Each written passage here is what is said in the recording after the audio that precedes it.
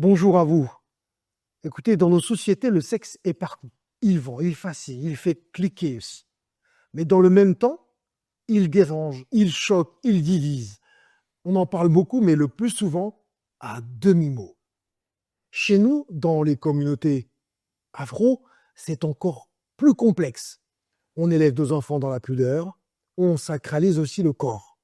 Mais dans l'ombre, le désir explose. Le regard consomme et la réalité contredit la morale parfois. Il y a ceux qui regardent, mais il y a aussi ceux qui osent franchir la barrière, passer de l'autre côté de l'écran. On est aujourd'hui avec Joss Lescap, qui lui a choisi d'assumer.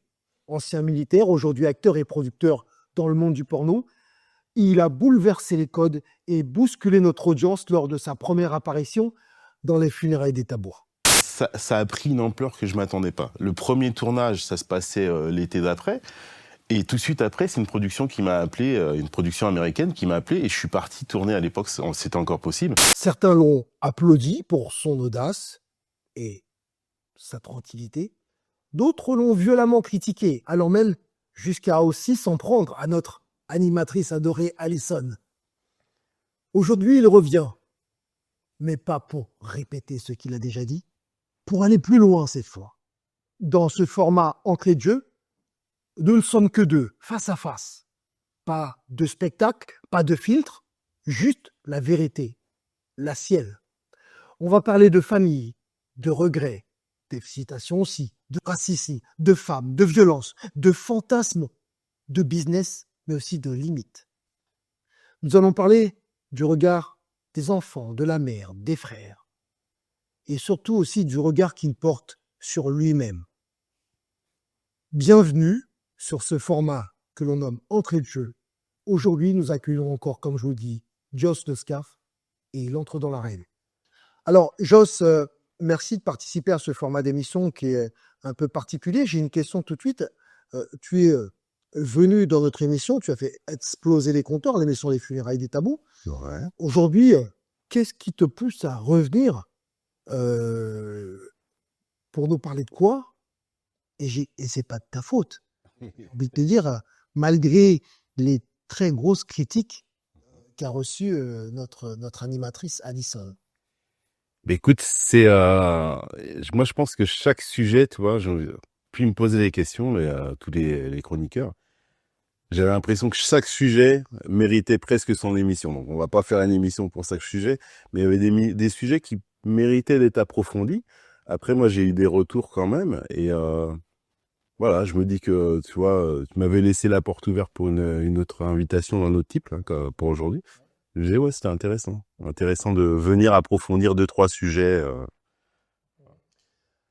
À ton avis, Joss Lescap, comme le scaphandrier qu'on voit. Ouais. Voilà, c'était un clin d'œil à ton ancien métier, le militaire scaphandrier.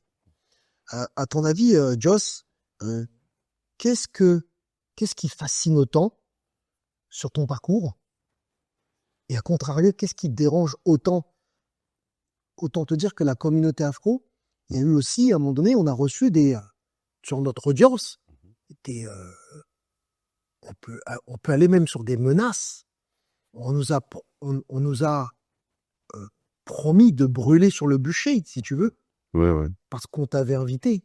Qu'est-ce qui fascine, mais qu'est-ce qui dérange? Partons déjà sur ce qui dérange dans cette communauté, selon toi, dans cette communauté. Moi, je pense qu'il y a, dans une communauté afro où il y a peut-être pas mal de non-dits, une grosse pudeur vis-à-vis du corps en général.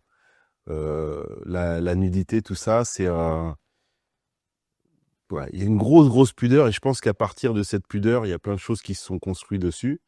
La religion peut être là aussi, mais ce que je vois, c'est que, bon, moi je suis chrétien de religion, mais je connais des communautés afro qui est aussi musulmanes, et c'est marrant parce que ça se rejoint. La pudeur est la même, que ce soit pratiquant, pas pratiquant. Il y a quelque chose qui est très commun à la communauté africaine, c'est le côté vraiment pudique du corps. Okay. Alors que au niveau tout ce qui est danse, tout ça, on est vachement plus évocateur, beaucoup plus démonstratif. Et là, je sais pas l'expliquer. Je sais pas l'expliquer. Moi, simplement, je suis passé au-delà de ces codes-là. Déjà, après, il y a une autre chose aussi, c'est que moi, quand je suis arrivé vraiment au tout début, où j'ai commencé dans le porno, euh, c'était juste que je m'en foutais du reste. Moi, j'étais déjà construit, entre guillemets. J'étais déjà sorti de l'armée. J'avais envie de faire autre chose et aussi de m'amuser un peu. Parce que j'ai toujours été dans des boulots qui sont très exigeants physiquement, moralement aussi, et même contraignants, au-delà de contraignants dans le boulot en lui-même, mais contraignants moralement. Quand tu es engagé militaire, tu sers ta patrie vraiment. C'est vraiment, t'appartiens à l'État, hein, tu t'appartiens plus à toi-même. Hein.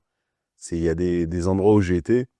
Franchement, c'était pas mon histoire, c'était pas ma guerre. Hein. C'est vraiment ça, c'est disait Rambo. Et moi, ça va, ça s'est bien passé. J'ai pas eu à tirer sur des gens, il n'y a pas de traumatisme. Mais quand même, je ne m'appartenais plus. Ça, c'est une certitude. Donc, s'il y avait un côté, une espèce de liberté, et puis une envie, quoi. Envie d'un truc fun, en fait. Tout simplement.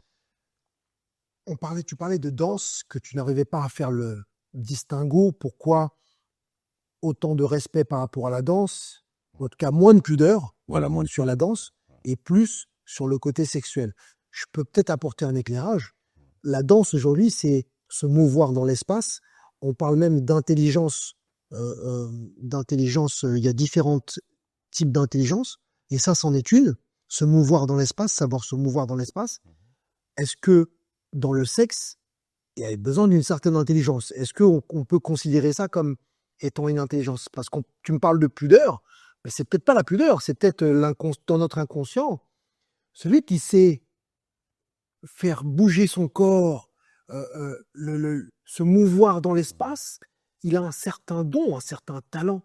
Est-ce qu'on peut parler de don et de talent quand on est dans le côté sexuel et qu'on fait du porno? Je pense que... Alors, je parlais pour mon cas.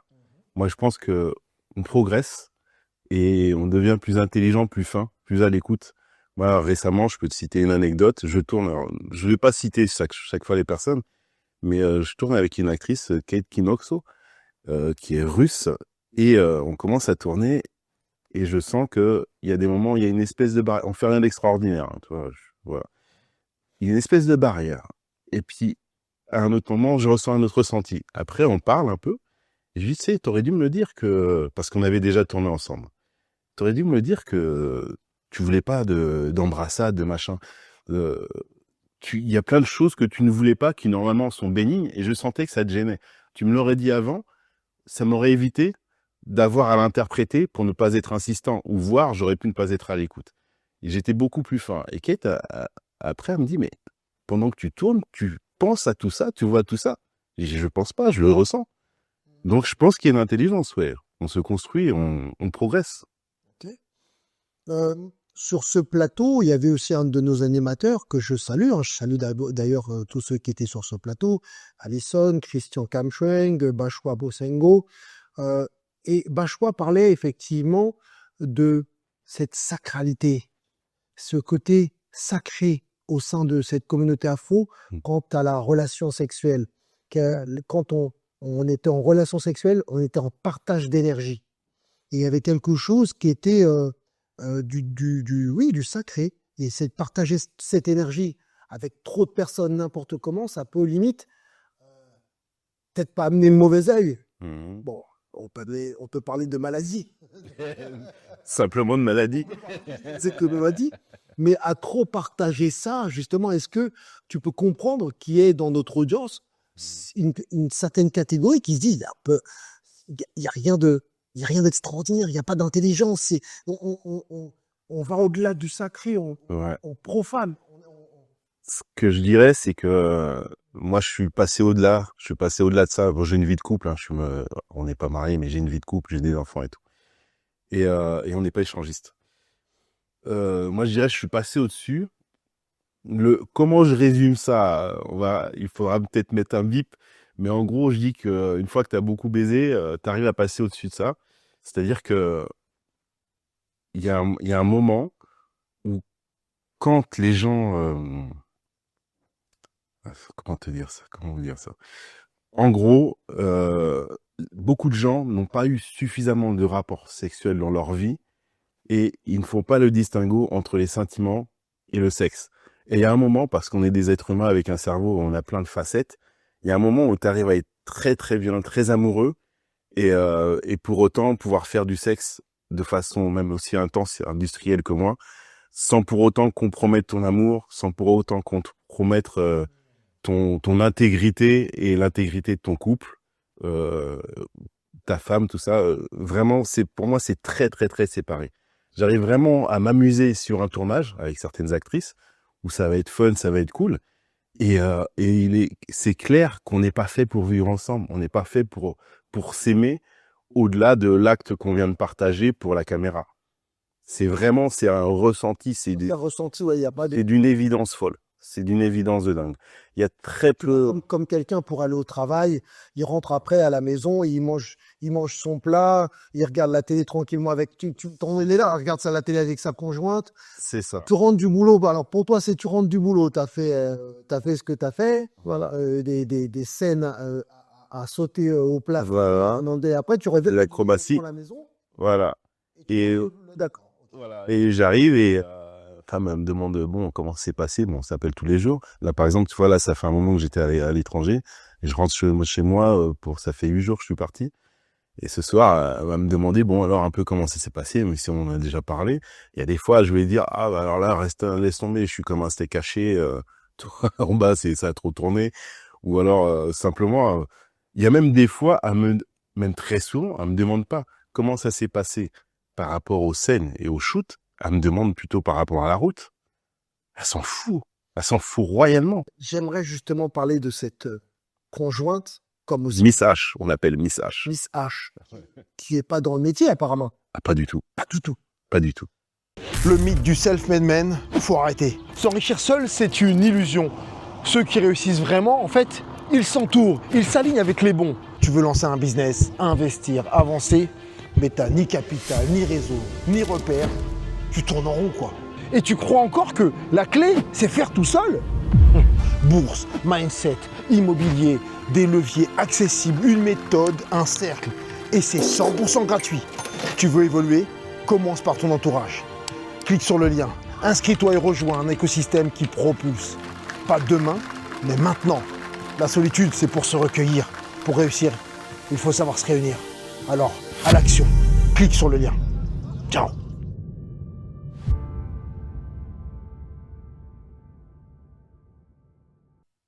Comment, j'aimerais que tu me donnes un avis, comment elle arrive à passer au-delà de ça. On va revenir aussi ensuite sur la fascination, parce que tu as aussi tout un public de notre audience, toute une partie de notre audience qui était complètement fasciné, qui Ouais. que des louanges, même qui disaient que tu étais béni des dieux, qui ont été, alors, certains ont voulu nous brûler sur le bûcher, d'autres, toi, ont voulu te sacraliser clairement. Ça, c'est une chose. Maintenant, avant d'y aller là-dessus, j'aimerais vraiment, ce qui m'intéresse, c'est l'état d'esprit du conjoint ou de la conjointe d'un acteur ou d'une actrice porno. Mais comment on fait pour passer au-delà son ego, se sentir, c'est-à-dire qu'elle est tellement en confiance qu'elle n'a pas peur que tu partes avec quelqu'un d'autre, que tu es un coup, comme les jeunes le disent, c'était un crush, un coup de cœur et que tu oublies tout ce que... On se compare souvent en plus. Ça peut être... Aujourd'hui, la plupart des couples se séparent, c'est bien par rapport à de l'adultère. Ouais. Grosso modo, excuse-moi, mais des adultères, t'en fais peut-être 10 toute la semaine.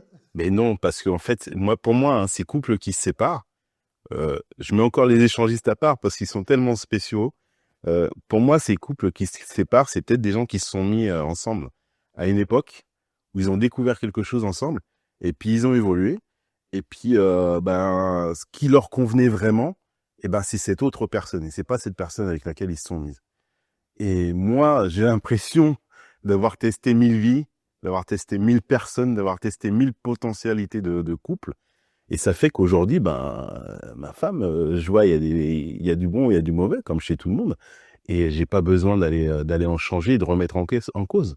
Tu me parles de toi, moi je te parle aussi d'elle. Ah, pour elle, Tu par contre. considères... Après, on parlera aussi, lorsque je voulais passer sur l'aspect familial, on dira sur l'aspect familial, mais vis-à-vis de la conjointe. Mais quel état d'esprit d'en-bas. Faut être limite... j'ai presque une espèce de... C'est pas de l'admiration, mais je me dis, mais Comment Si, moi, j'ai des amis autour de moi, juste un regard à leur conjointe dans la rue, ça peut partir en vrille.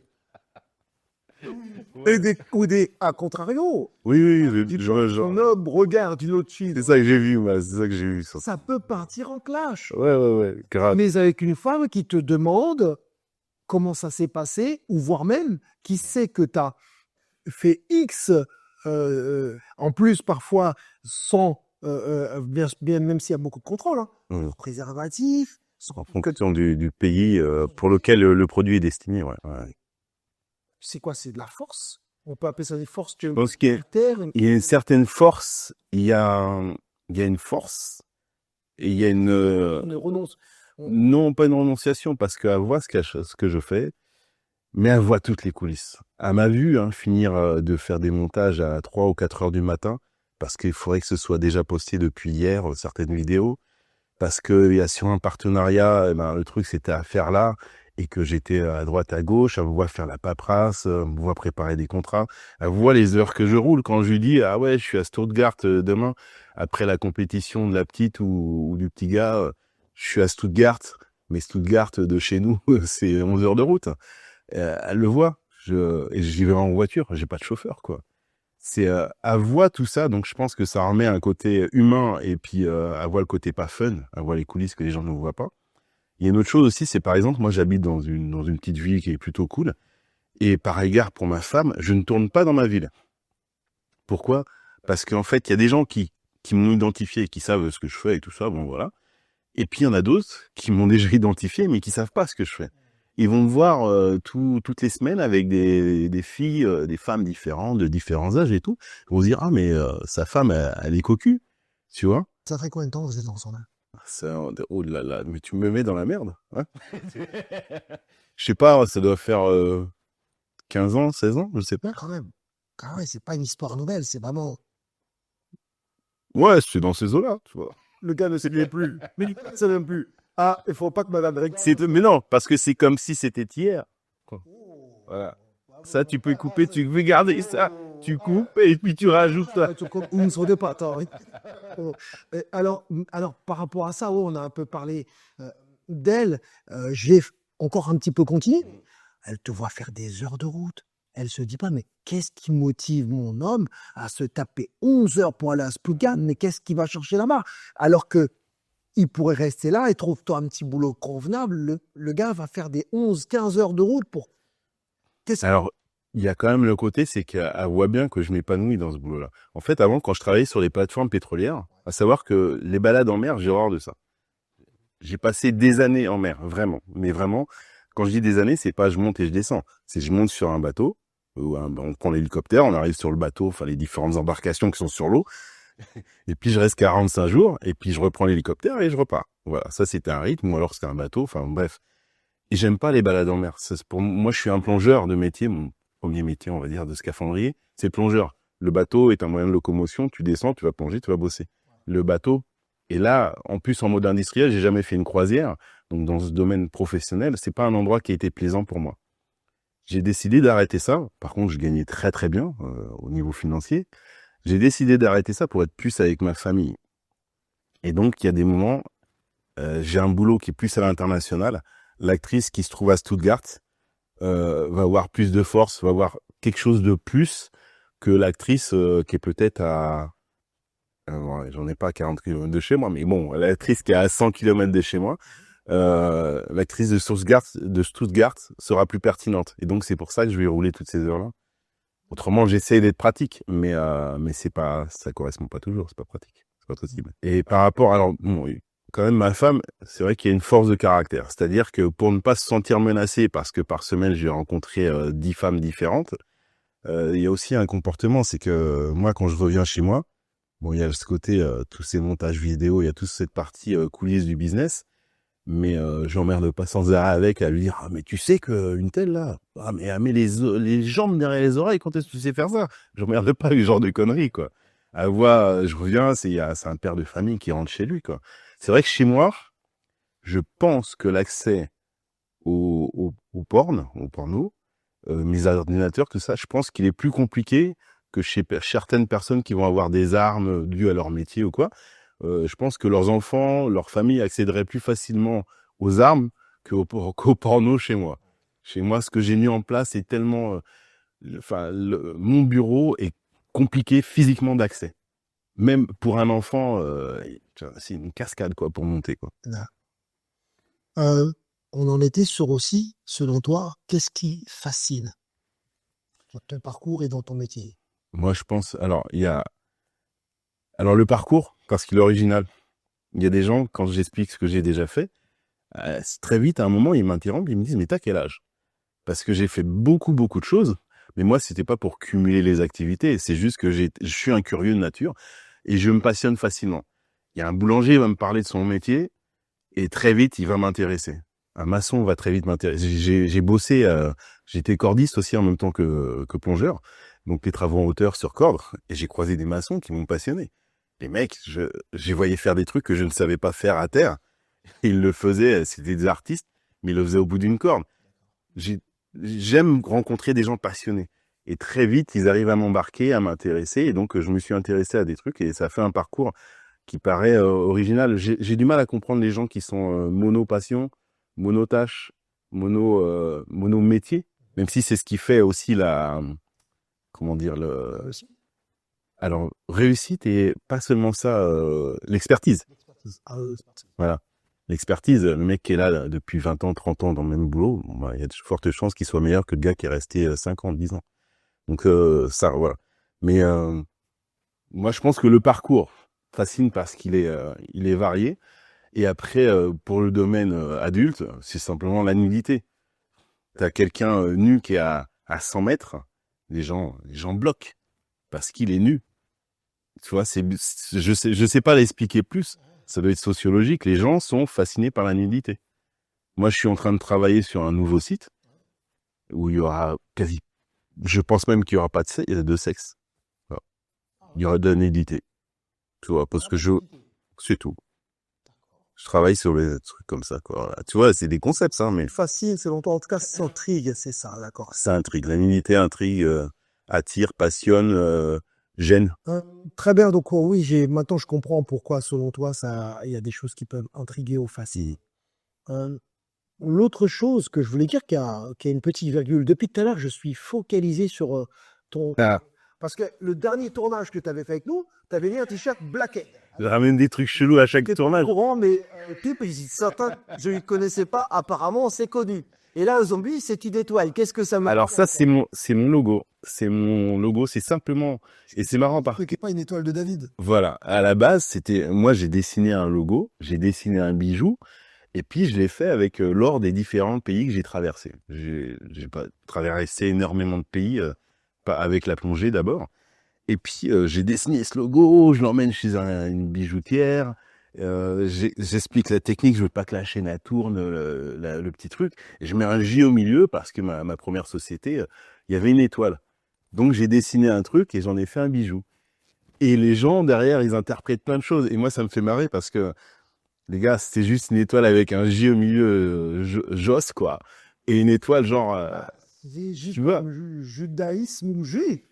Ah oui, j'avais même pas pensé. Non, c'est Joss. Avec une étoile qui est Voilà. de David. Mais l'étoile, en plus, elle est déformée, tu vois, elle est pas... tu vois, c'est vraiment... C'est ce qui est marrant, c'est que c'est juste un logo. Et c'est l'histoire de ma vie, en fait. C'est que j'ai juste dessiné un truc, j'ai été au bout du truc et je l'ai fait en physique. Et les gens interprètent plein de choses autour. Et moi, j'ai juste envie de leur dire, c'est juste un logo. Tu sais, à un moment, Ça m'intriguait. Ouais, bon, attends, je le laisse parce que... Mais bon, c'est juste le logo. Tu sais, à un moment, je produisais un calendrier. C'était le calendrier du pêcheur. Jolie fille et gros poisson. Et en fait, quand j'expliquais le calendrier, les gens cherchaient quelque chose de plus profond, tu vois. Et même une fois, il y a un magazine, c'était un magazine très, très féministe. Il me demande les autorisations pour le droit image, utiliser des photos et tout. Très sympa et tout. Ok. Et puis en fait, elles sont servi les images pour démolir le truc. Ouais, le salopard, il sert des femmes pour porter ses poissons et machin. Enfin, c'est un truc à la con nul, quoi. Et moi, derrière, je me dis, c'est juste jolie fille et gros poisson. Il n'y a pas d'histoire derrière. Ça m'a fait délirer. On l'a produit. On le produisait tous les ans. On rigolait pendant 4 jours. Les filles qui venaient rigolaient aussi. D'ailleurs, j'en ai eu une au téléphone encore la semaine dernière et qui m'a dit que c'était une expérience dans sa vie qui était incroyable et que si jamais sa fille voulait faire un shoot photo de ce genre-là, elle l'encouragerait, elle lui dirait vas-y. Elle me dit ça. De façon inconsciente, parfois on fait passer des messages. Jeune fille et gros poisson, avec, tu vois, il y a des interprétations en tout cas qui peuvent être possibles. Non, Ça, parce que c'était. Ouais. Il y a vraiment. Moi, je suis un mec basique et le truc, je trouvais ça marrant. En plus de ça, je me suis retrouvé à faire les photos moi-même parce que je revenais, je sais plus, j'étais au Brésil, je revenais. J'ai mis du temps à revenir d'une mission. Et en fait, il a fallu que j'apprenne à utiliser les appareils photos que j'avais achetés. J'avais tout le matos, mais pour des photographes. Il a fallu que je lise les notices pendant la nuit. C'est moi qui ai fait les photos. Et les photos sont très bien vendues. Et en fait, pendant longtemps, j'avais du mal à prendre une photo d'une femme sans le poisson. Parce que quand il y a le poisson, ouais, tu lui mets la tête un peu plus en l'air, un peu plus comme ça. Là, j'ai bien l'œil. Là, ça me parlait, tu vois. Je savais ce que j'avais besoin de trouver. Et quand j'avais une fille sans poisson, je ne savais pas trop, toi. Il lui manquait un truc, quoi. Il y a une symbolique à travers le personne. Je comprends que tu as 15 au 32 degrés. Il va toujours de chercher les qu'est-ce qu'il veut. Ils vont, ouais. Il y a des moments. D'accord. J'essaie. Voilà. Il y a des moments, il ne faut pas chercher à intellectualiser. Hein. L'esprit simple fait des choses simples. On va avancer, si tu veux, dans notre entretien qu'on a avec toi. Le monde du porno, tu es arrivé quand, toi, exactement, dans ce monde-là? En 2004. 2004. Ouais. Avant ça, il y a eu les belles époques, les belles années du porno. Oui, ce que moi, j'ai pas connu. Moi, je suis arrivé Canal Plus avec. Ouais, Canal Plus. Et alors, quand un acteur ou une actrice te parle de Belle Époque, c'est parce qu'ils étaient très bien payés. Et c'est ça qu'ils appellent la Belle Époque. Voilà. C'était ça, la Belle Époque. Le porno a toujours, je pense, existé ou pas, selon toi? Je sais pas. Ça fait depuis très, très longtemps. Je pense que les premières, tu trouves des premiers pornos avec les premières caméras, les premières pellicules vidéo. Tu trouves, même photos, tu trouves du porno. En noir et blanc. Du ça, à l'époque. On peut dire que. Alors, ils ont très vite basculé dans le dur. Hein. Ouais, parce que ça garde l'image. Oh putain, vas-y, déshabille-toi. Je pense que ça a dû être ça la réflexion. Quoi. Et il y a eu par contre un déclic, il me semble que c'est lorsque Canal Plus va décider de mettre ça à l'image. Je crois qu'ils ont même eu beaucoup d'abonnés. Il me semble qu'ils ont commencé Canal+. Je me rappelle des chiffres, mais ça a été un truc de fou. Et ceux qui vont vraiment mettre leurs lettres d'or sur ce domaine, c'est Vidéomark Dorcel, VMD. Oui. Est-ce que tu as vécu, pas de l'intérieur de cette époque, mais qu'est-ce que ça signifie pour toi, c'était? C'est eux qui ont planté les bases. Ils ont planté les bases du porno mondial, entre guillemets. Quasiment. Les codes, ils ont lancé certains codes. Il y a moi, quand je suis arrivé, la première fois que j'ai produit, et c'était un film pour Canal+, j'avais mon idée sur le film. Par contre, l'idée, il a fallu qu'elle cadre dans la façon de faire qu'avait écrit Dorcel. C'est-à-dire qu'il y avait 5 scènes par film, il y avait plein de choses qui étaient... c'est eux qui avaient planté les bases. Et soit tu te mettais sur cette base-là pour faire ton truc, soit tu présentais pas ton film, c'était pas la peine. Donc ouais, ils ont vraiment... je pense quand même qu'ils ont fait un... Il y a des figures, entre guillemets, excusez-moi du mot, il y a des figures imposées, c'est ça, sans scène par... Alors non, alors, figure imposée, pas tant que ça, pas vraiment dans ce sens-là, quoiqu'à l'époque, il y avait vraiment... tu faisais certaines figures parce que c'était ce qui était demandé. Et je pense que c'est eux qui avaient posé ces bases-là, mais on te les imposait pas. Non, ce qui était imposé, c'était plutôt le format du film, la longueur du film, le nombre de scènes sexes dans le film. Enfin voilà, ça c'était vraiment eux qui l'avaient posé. Quoi. C'était mieux selon toi avant? Il y avait plus d'argent? Non, parce que moi en plus je suis dans la catégorie noire. Et à l'époque, les productions disaient à beaucoup d'actrices, si tu tournes avec un noir, ta production est finie, ta carrière est finie. Donc pour moi, ça aurait pas été une belle époque. De toute façon. Donc moi, j'ai pas de regret par rapport à un ancien temps dans le domaine adulte du porno, tout simplement parce que de toute façon, à cette époque-là, j'aurais pas fait ma carrière dedans. C'était pas possible.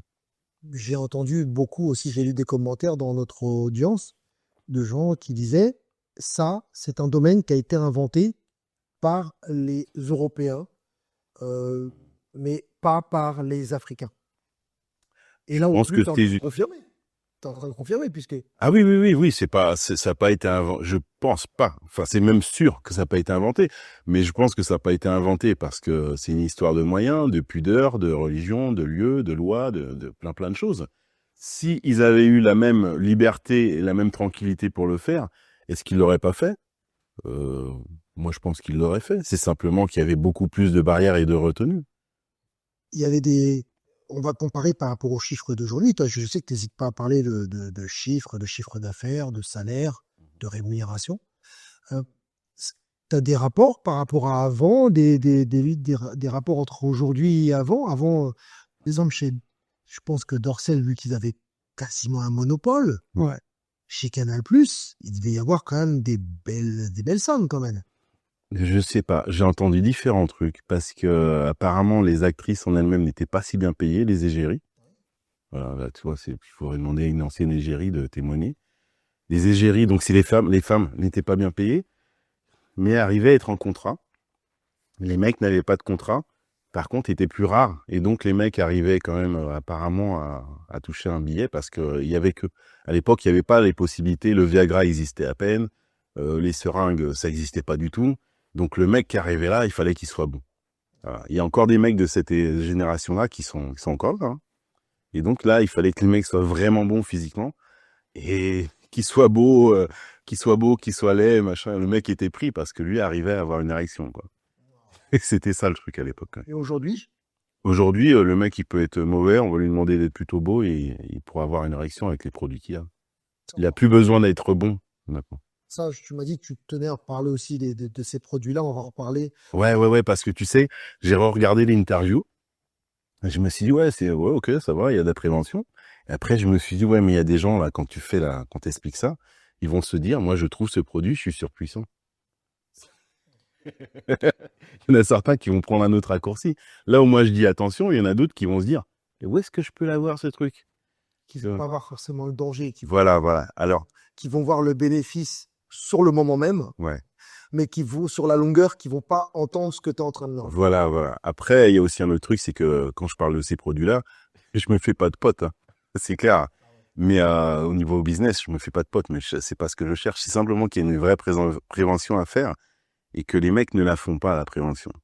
Alors, ouais, Joss, lors de cette émission des Funérailles des Tabous, tu prévenais, tu avais vraiment mis l'accent sur ce fait, franchement, on a appris hein, que effectivement, les acteurs se piquaient au niveau de leur attribut, leur nom, pour pouvoir avoir des érections et faire des scènes limite toute la journée, et que ces produits pouvaient être néfastes pour leur santé, et c'était très grave pour toi, mais en fait, il y a eu un contre-effet. Il y a peut-être pas un contre-effet, c'est que les gens l'ont entendu et certains ont... Voilà, il y en a qui vont se dire, ah, mais je peux être dur toute la journée. Alors déjà, c'est un produit qui, quand ils en mettent trop, ils sont obligés de s'injecter un antidote. Déjà, donc ça veut dire que c'est pas une piqûre, mais c'est une piqûre pour redescendre.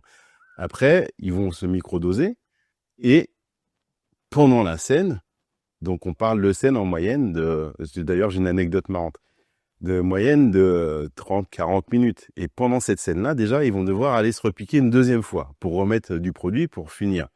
C'est-à-dire que là, déjà, le problème, c'est que c'est pas un produit miracle. Et t'en as utilisé une fois et ça va durer pour l'année, le mois ou même la journée. Si c'est la journée, il peut y avoir de réciné-nécrose et là, il faudra couper s'ils vont trop tard à l'hôpital ou quoi. Parce que j'ai pas eu de retour. Je sais pas si c'est déjà arrivé, mais voilà. Mais le truc, c'est que surtout, je me suis rendu compte qu'il y a des gars, ils vont se dire, mais je veux ce produit. Mais non, en fait, ça ne dure pas suffisamment. Le jeu n'en vaut pas la chandelle parce qu'après, une fois que tu commences à utiliser ce genre de produit-là, t'es faible. Dans ta tête, le jour où tu veux faire une belle performance avec ta copine, même dans le privé, le mec, il va penser à son produit. Et peut-être même qu'il arrivera plus à assurer sans ce produit. Ça, il y a des retours. C'est les ex, ça parle, hein. Les ex-copines, tu vois, elles couvrent. Et quand ils se séparent, elles parlent. Voilà. C'est juste une anecdote. Mais non, j'ai une autre anecdote. Moi, comment j'ai découvert ce produit-là? Déjà, on m'avait proposé 2 fois, j'ai essayé. Et chance pour moi, ça ne fonctionnait pas. Deuxième fois, parce que les technologies évoluent. Deuxième fois, ça n'a pas marché non plus. Donc, tant pis pour moi. C'est à ce moment-là, je me suis dit, ah, tant pis, je passe à côté d'une chance. Parce que moi, je voyais un côté, on me proposait vraiment des finances de ouf, quoi. Et voilà, et puis les années sont passées. Et puis je me retrouve je vais pas citer la production, mais c'est une production qui fait vraiment des scènes très très très costauds, du gangbang, machin. Et, euh, et là j'arrive, on avait des douches communes, c'est des studios, tout, enfin vraiment un truc vraiment très bien, comment on va dire ça, très ergonomique pour les tournages.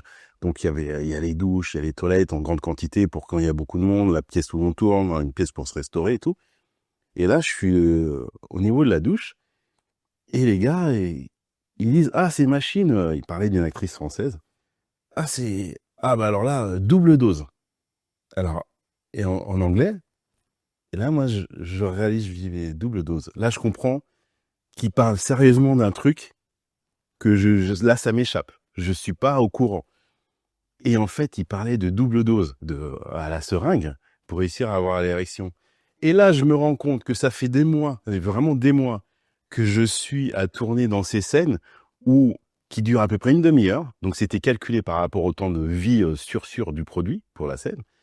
Et que ça fait des mois que je suis à venir tourner dans ces scènes où je suis pas dans le rythme. Moi, une demi-heure, je suis chaud. Et une demi-heure, la scène, elle est finie. Je suis jamais dans le tempo. Par contre, le patron de la boîte, toujours très... le mec, j'ai même pas rencontré en vrai, mais je vois il a une espèce... Ça émane, il y a un respect pour moi. Dans la façon qu'il me loge et tout, il y a un respect pour moi. Alors que moi, j'ai la sensation d'être le plus mauvais du lot. Et là, ce jour-là, je réalise que tous les mecs autour de moi sont piqués jusqu'à la rétine, que en fait, ce que je fais au milieu d'eux, c'est une prouesse.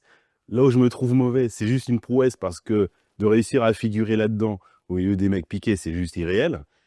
Et, et deuxièmement, il y avait cette histoire, c'est cette actrice qui, elle, si jamais elle avait pas été aussi exécrable, jamais j'aurais entendu les mecs dire double dose ou machin. Donc j'aurais continué à me dire, je suis pas au niveau. Moi, je me souviens, j'arrivais le soir, je me couchais à 21h, j'étais couché. Euh, rien passé 16h. Pas masturbation, tout ça, pour tenir le rythme ou monter la testo. Rien. C'était un régime sec. La nourriture, les œufs, les machins, pour compenser tous les manques éventuellement que j'avais. C'est là que je commence à découvrir vraiment une alimentation pour pouvoir faire des performances, parce que je suis en dessous de tout.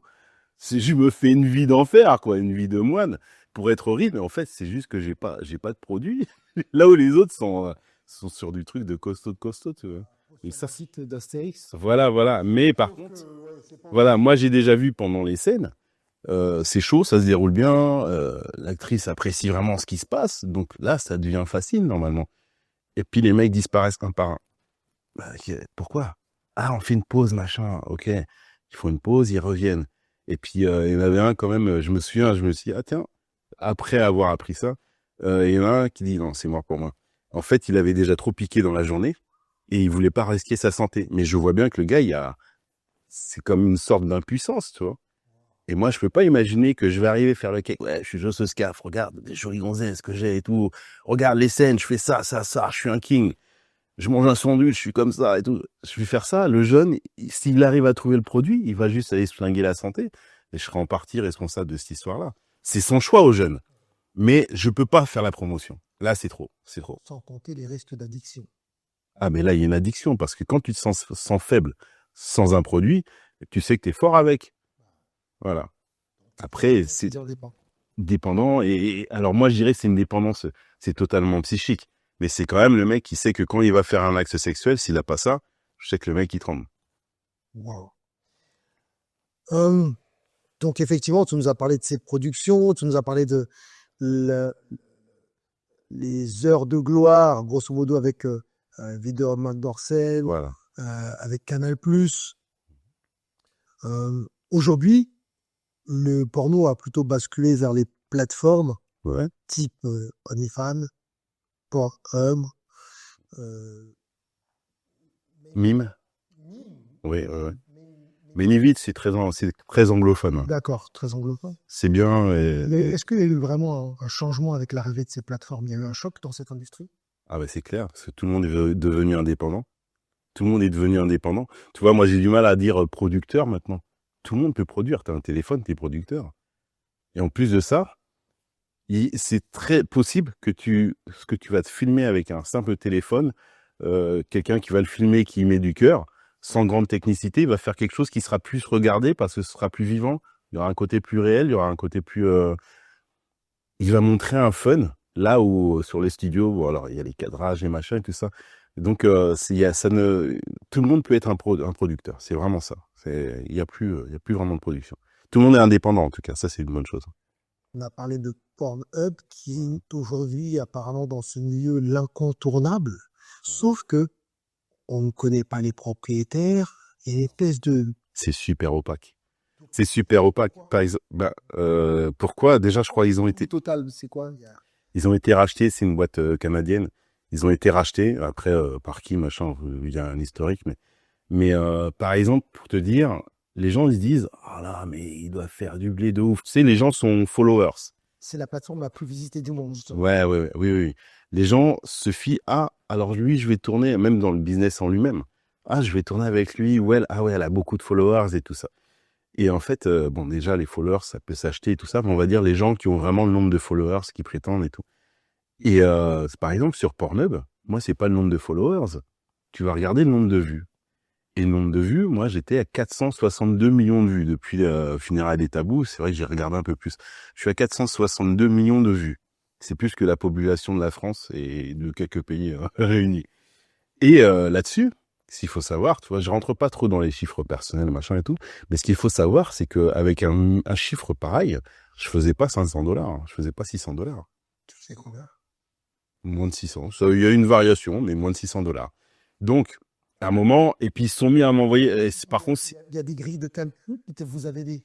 non, c'est simplement, ils te disent, on vous paye par tranche de 1000 vues 50 centimes de dollars. Donc, ça doit faire quelque chose comme du 40 centimes d'euros. Et ça, c'est ce qui se dit, hein. Mais c'est clair que non, parce que moi, je serais riche autrement. Et le truc, c'est que il y a pas de grille, il y a pas de... C'est vraiment, voilà, ils te disent c'est comme ça, et ils te présentent des chiffres, des courbes et tout, mais quand même, au niveau de la rémunération, quoi, il y a un gap, quoi. Il y a un moment où tu te dis, mais ça fait pas le compte, quoi. C'est pas possible. Et à un moment, donc je me fâche, tu sais, je suis toujours en échange de messages et tout, je leur dis, mais moi, il y en a marre avec vous, j'efface tout. Donc, ils m'envoient, je sais plus, comme $200 de cadeaux, des fringues, des bobs, des machins Pornhub. D'ailleurs, je pense que je vais faire plus d'argent à les revendre. Le blouson, je se scaffe Pornhub et tout. Enfin, vraiment, tu vois, ouais, vas-y, reste, c'est cool. Tu vois, un peu, j'envoie de la pacotille. Mais moi, je veux juste qu'ils rémunèrent à hauteur juste, quoi. Donc, finalement, j'ai effacé plus de 200 scènes dessus. Et le chiffre, parce que pour moi, c'était ce nombre de vues était quelque chose gardé sur la durée de vie de ma chaîne, entre guillemets. Et en fait, non, c'était vraiment un chiffre actuel. Parce que de là, je suis tombé à 300 millions de vues, 300 millions et quelques de vues. Donc ça veut vraiment dire que ça vérifie vraiment qu'ils ne payaient pas ce qu'ils devaient payer, quoi. Voilà. Après, j'ai regardé une... Pas comment, ils te payaient pas ce qu'ils devaient te payer. Attends, parce qu'aujourd'hui, à 300 millions, tu es toujours payé la même somme, c'est ça? Ah là, non, je suis encore... Là, je dois être à moins de $200, là, chez eux, maintenant. Et bah alors, ils te payaient exact. Donc ça c'est un rapport. Si nous, tu as moins de vues et on te paye $200. Là, tu essaies de comprendre l'incompréhensible. C'est ça, c'est que c'est tellement opaque que même moi, je sais pas t'expliquer pourquoi, avec un tel chiffre, c'était aussi bas, et en retirant un tel nombre, pourquoi je gagnais pas plus avant, quoi. Il y a un truc qui va pas dans l'équation. C'est, ok, je gagne moins, mais je gagnais déjà tellement peu par rapport aux chiffres qui étaient énormes, c'était pas logique. Maintenant, il y a beaucoup moins de personnes, puisque j'ai vidé quasiment le compte, quoi. Il y a beaucoup moins de personnes, mais le chiffre reste énorme quand même. Et ils trouvent encore à en enlever encore plus. Enfin, voilà, c'est... En fait, dans cette industrie, il y a les boss, tu veux connaître les boss de l'industrie? les consommateurs, Voilà. il y a les acteurs, Voilà, acteur, actrice. il y a les producteurs. Ouais. Alors, producteurs, Il y a les diffuseurs. ils existent plus tellement, les producteurs. Il y en a quelques-uns qui Les résistent. producteurs, apparemment, au dos. Voilà, ça se confond maintenant, là. Ouais. d'accord, on va les appeler producteurs, acteurs. Et il y a les diffuseurs. Ouais. À ce que j'entends, donc les diffuseurs sont ceux qui ont les plateformes, c'est ceux qui prennent un max de blé, en fait. Voilà, c'est ça. C'est ceux, ils se mouillent pas puisque tu arrives. Et en Tu plus, ce peux- pack, vous savez. Ah oui, oui, bah, c'est impossible à calculer. Tu arrives, tu mets ta scène sur cette plateforme. Donc tes frais de route, les machins que tu as fait à droite, à gauche, c'est pas leurs frais à eux, ils s'en foutent, quoi. Et ils te rémunèrent punaise. Et en plus, ils se rémunèrent avec de la publicité, tout ça. Donc, ouais, t'es celui qui gagne le moins. Dans l'ordre, les boss du game, c'est les diffuseurs, producteurs, si on veut, parce que il y a plus tellement de grosses productions. Et ensuite, t'as les femmes, qui sont quand même le boss du game, parce qu'elles ont le dernier mot quand même. Contrairement à ce que les gens pensent, les femmes, vraiment, c'est une industrie où si la condition féminine était dans tous les domaines la même que dans le porno, les femmes attiendraient le haut du panier, que ce soit des rémunérations, des conditions. Bon, ça, on va en parler. Avant ça, pour clôturer, j'ai juste une question à te poser. T'as pas l'impression d'être pris pour celui qui est le dindon de la farce, pour pas dire que t'es pris pour un con, parce que Ouais. avec les acteurs comme tant d'autres, on vous dit, ah mais allez, faites-vous plaisir, amusez-vous avec les actrices. Ah, vous Ouais, savez pas ça. surtout qu'ils se piquent, les mecs, donc ils se font pas plaisir. Voilà, Ouais. en tout cas, croyez, c'est un leurre, croyez Ouais. que vous allez gagner votre vie avec ça, mais les vrais gagnants, on vous laisse dans votre basse-cour en bas, à vous, certains vont dire dépravé, la dépravation. On vous laisse dans la mêlée. On vous laisse dans la mêlée. Vous voulez dans la mêlée, Ouais. et pendant ce temps-là, vous nous ramenez ensuite la matière, et c'est nous qui vont le foutre. T'as pas l'impression d'être pris pour... Mais c'est complètement ça. Après, moi, je suis revenu parce qu'au départ, c'était pour m'amuser. Après, je suis revenu dans l'industrie, c'était pour faire bouffer ma famille. Donc déjà, il y a plein de choses qui ne se passent pas dans mon monde, entre guillemets. La picouse et machin, non. Je vais dormir plus, je vais me reposer, je vais prendre un quart de Viagra si ça le fait pas. Ou alors, je vais même ne pas aller sur le type de scène où je me sens pas bon dedans. Simplement. Tu vas pas aller faire un métier où t'es pas fait pour, t'es pas bon. Où tu te fais pas plaisir. Déjà, basiquement. Après, moi, voilà, je navigue là-dedans. Je sais que je suis pas celui qui gagne le plus, mais je compromets pas ma santé. Mon choix, c'est ma famille. Et donc, ça priorise beaucoup de choses. Moi, j'ai besoin de rester en vie pour que mes enfants, ils aient un père aussi longtemps que possible. Il y a plein de choses qui font que mes choix sont hors de cette industrie. Cette industrie, elle est très particulière parce que les gens réfléchissent avec l'ego et oublient, même si ça peut être des gens intelligents, là, tu sais, j'ai déjà parlé de ça par rapport au public. Là, maintenant, je vais parler du domaine des professionnels. Il y en a beaucoup qui réfléchissent avec l'ego. Ah, bah alors, je vais faire le tour du monde, je vais aller faire des frais, j'ai été nominé pour tel Oscar de machin. Je vais aller là, et aller là. Et puis, je vais faire la promotion parce que j'ai été nominé.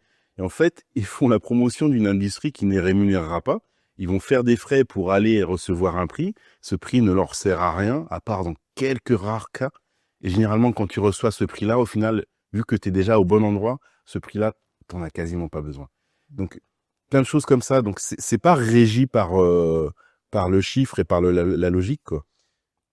Tu nous parlais de rémunération, de salaire. Aujourd'hui, un acteur comme toi, ça gagne combien par mois? Je sais ce que tu viens de dire, ça dépend du nombre de scènes et tout, mais en moyenne. Alors, un acteur, on va dire, qui a la même notoriété que moi et qui tourne pour d'autres. Au niveau production, et qui se pique. Ah, bah, les deux chiffres, avec ou sans piquer. Avec qui te picourt. Moi, je pense qu'avec piqûre, le mec, il doit pouvoir monter actuellement s'il est au bon endroit quand même, parce que ce serait plus aux États-Unis. Il doit pouvoir monter à 10 000, 15 000 $. Voilà. Après, sans picouse, là, ça va dépendre de comment le mec il gère sa vie, quoi. Moi, dans mon rythme, moi, au moment où je tournais pour les autres, et je pouvais monter à 8 000, 10 000, tu vois. Mais derrière, il faut répartir. Tu peux pas répartir sur un mois, parce que derrière, je respecte un temps de pause. Je laisse redescendre. Je respecte un temps de pause et je reviens. J'ai de l'énergie. J'ai toujours pris en compte le fait que je suis un être humain. Je me suis jamais pris sur un surhomme dans ce domaine-là. Et j'ai écouté mon rythme. J'attends pas quand je sens que c'est trop fatigue ou même lassitude. Ben, je vais pas insister. Je regarde la porte de sortie. Bon, bah, là, ça va être la dernière scène ou l'avant-dernière scène. Par contre, il y a une vraie différence avec les actrices. Ah, les actrices, c'est les boss. Les actrices, c'est les boss. Des ordres de prix. Là, c'est carrément ouf parce que tu as une actrice qui va être, alors, une créatrice de contenu qui va être une illustre inconnue, a pu être facilement à 5 000 € le mois. Tu vois, là, je devrais pas parler des chiffres des autres parce qu'en plus, il y a plein de cas de figure différents. Ouais, Mais ouais, on va dire que franchement, même si elles démerdent mal, d'être à 2000 le mois, franchement, ouais, c'est faisable. C'est faisable. Et les boss du game, c'est un truc de ouf. C'est les femmes.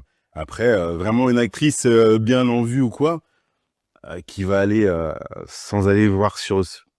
Allez, on va dire tout confondu, d'aller taquiner les 30 000. Les 30 000, En fait, toi-y. moi, quand je parle de chiffres là, c'est pas pour faire l'apologie ou quoi, ok, c'est Non. comprendre l'industrie et comment elle peut attirer effectivement certaines femmes ou des hommes, parce que on dit que les hommes peuvent être attirés parce qu'ils vont être avec des jolies femmes, c'est un bénéfice pour eux, et il y a certaines femmes aussi qui peuvent se dire que le bénéfice, il peut être aussi financé. Et c'est pour ça, je me dis, mais qu'est-ce qui peut t'attirer là-dedans? Je pense qu'il y a les... Moi, il y a des femmes qui sont aussi attirées pour rencontrer plein d'hommes aussi, que ce soit... Non, je pense qu'il y a quand même il y a quand même des cas de figure qui sont différents, mais chez les hommes, ça va être souvent, il y a l'illusion, ils imaginent qu'ils vont faire de l'argent et se faire plein de belles gonzesses, puis arriver sur un tournage, le mec, ils vont lui dire, ah, tu te piques ou tu tournes pas. Là, il bascule dans autre chose, tu vois. Souvenez-vous d'une chose essentielle. Le combat pour notre dignité, pour notre autonomie, pour notre avenir se joue aussi sur le terrain économique. Il ne suffit pas de s'indigner ou de s'éveiller, ce qui est bien en soi, mais il faut aussi s'armer par le savoir et par l'action et par l'enrichissement aussi. C'est dans cette logique que nous avons lancé les piliers de l'enrichissement. Un programme, plus que ça, un pont entre ceux qui veulent apprendre et ceux qui ont déjà réussi. Des mentors d'expérience dans des domaines clés comme l'immobilier, la bourse et la crypto-monnaie, le business en ligne, le mindset et le développement personnel, mais aussi l'investissement entrepreneurial. Ces experts ont accepté de transmettre ce qu'ils ont mis des années à maîtriser et à apprendre pour qu'à votre tour, vous puissiez bâtir, sécuriser et faire fructifier vos projets. Nous avons conçu 3 programmes adaptés à tous les profils. Pour les plus curieux qui veulent démarrer à leur rythme, pour les déterminés qui veulent se former en profondeur, mais aussi pour les ambitieux qui veulent aller loin avec les meilleurs à leur côté. Le lien est en description où vous pouvez même demander un appel gratuit avec un membre de notre équipe pour savoir quel programme vous correspond. Donc cliquez sur le lien dans la description parce qu'à travers votre enrichissement individuel, c'est toute une communauté qui s'élève. Et si nous voulons exister demain, nous devons dès aujourd'hui créer de la valeur, en maîtriser les leviers et apprendre à la transmettre. C'est essentiel pour les générations à venir, mais même celles d'aujourd'hui. Quand chacun s'élève, le collectif devient inarrêtable, ça j'en suis sûr. Alors, à très vite pour apprendre, pour bâtir et pour gagner ensemble. Cliquez sur le lien dans la description. La femme, je pense qu'il y a un côté... récemment, j'ai parlé avec une femme assez jeune. Et elle me disait, bah, écoute, moi, c'est pas compliqué. Hein. Je faisais des études pour devenir avocate. Elle m'a dit, alors, je suis jeune. Et en plus, elle paraissait jeune. Donc là, je vais servir le café pendant tant d'années. Elle m'a décortiqué ça comme ça. Je sors des études, je décortique, je vais servir le café parce que je suis jeune. Après, le machin, elle explique qu'elle aura du respect quasiment au bout de 8 ans. Après 6 à 7 années d'études. Et elle me dit, bah, j'ai vite fait le calcul, je fais du porn, je gagne, on m'emmerde pas. Ah ouais, le raccourci est énorme. Mais c'est pas la première. J'en ai plusieurs comme ça. Elles m'ont dit, encore une récemment, elle travaillait dans un bureau de comptabilité ou je sais plus quoi, a été mal payée par rapport aux gens, alors plus anciens, bon, c'est un peu normal, mais en gros, il y avait vraiment un côté exploité parce que la petite jeune, quoi. Elle n'était pas au tarif qu'elle aurait dû. Respect moyen et tout. Et puis, elle découvre le porno. Elle aime bien, elle a envie de s'amuser. Elle aime bien le cul. Même si là, on passe sur une gamme où il faut vraiment aimer plus quand même. Et elle a vite fait le raccourci, elle veut gagner de l'argent. En fait, les gens veulent gagner de l'argent. Simplement, il y a un moment, moi, je me souviens, une fois, j'avais sorti ça c'était une boîte de plongée. Et les mecs, je leur ai dit, mais vous savez, les gars, je travaille pour l'argent. Putain, un choc. Parce que c'était une boîte où, voilà, c'était très sympa, le matos et tout, mais il fallait pas compter ses heures, tu vois. Et à un moment, moi, je viens d'un domaine où, si tu viens travailler chez moi, t'as travaillé 10 heures, je vais te payer 10 heures, hein. C'est pas, pourquoi? C'est quoi le délire? Quand je compte pas mes heures, bah, c'est ta société qui s'enrichit, ton patrimoine. Mais moi, j'arrive pas à payer mes factures. Donc, ça peut pas marcher. Tu vois? Et je pense que beaucoup de femmes sont arrivées dans ce côté-là, jeunes, qui se font emmerder, et elle voit qu'il y a un potentiel, elle va gagner plus, et puis elle y va, quoi. Après, pour les femmes, au niveau de porn, ce qui est difficile, moi je dis c'est les boss du game financièrement, mais le social, il est terrible pour elles. Moi, quand on me reconnaît dans la rue ou que je passe une frontière ou quoi, c'est sympa, c'est fun. Je leur dis ce que je fais de suite. Ah, mais ouais, je t'ai vu, machin et tout. On me fait des signes de la main ou un coucou, tu vois. C'est cool. Pour les femmes, c'est vraiment une autre manière de voir, c'est notre vision. Quand on voit une actrice, je suis pas. Il doit y avoir des actrices à qui on fait coucou. On voit bien des fois dans des reportages ou autres. Ouais. Elles passent, surtout aux États-Unis, je crois, il y a un grand respect Ouais. dans des salons. Elles se font photographier dans tous les sens. Je suis pas sûr qu'il y ait le même. Ah, en Europe, Toutes les mêmes. en France, pire. Ah oui, oui, oui. En France, c'est jugé. Alors déjà, les femmes sont très dures envers les femmes. Déjà, il n'y a pas de pitié. Déjà, il y a ça. Après, tu as le mec qui va apprécier l'actrice et puis il va se rendre compte que l'actrice, eh ben, elle n'est pas disponible comme elle a l'air à l'écran. Donc lui aussi, il va commencer potentiellement à vouloir l'injurier. Donc ça fait beaucoup de haters faciles, tu vois. Donc non, pour les femmes, le social est très difficile. Elles sont jugées, regardées de travers, alors que c'est des gens normaux. Donc, ouais, c'est vraiment l'argent qui prime. Est-ce que aujourd'hui, qu'est-ce que tu as pu constater des salaires mirobolants? Voilà, autrement demandé, quels sont pour toi les plus gros salaires que tu as pu voir là-dedans? Moi, Plus longtemps, moi.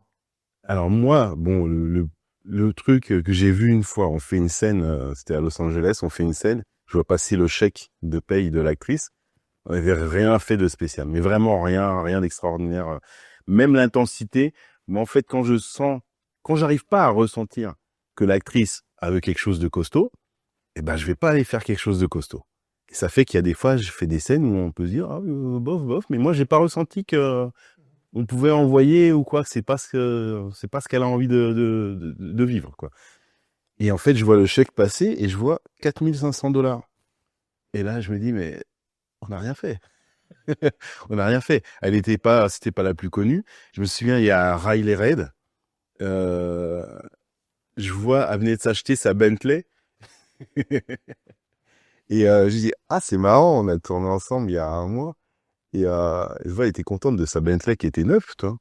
Et je me dis, ah ouais, on n'est pas sur le même level, quoi. On parle de quoi en termes de salaire à l'année? C'est quoi? Ça peut aller jusqu'à 22 ans?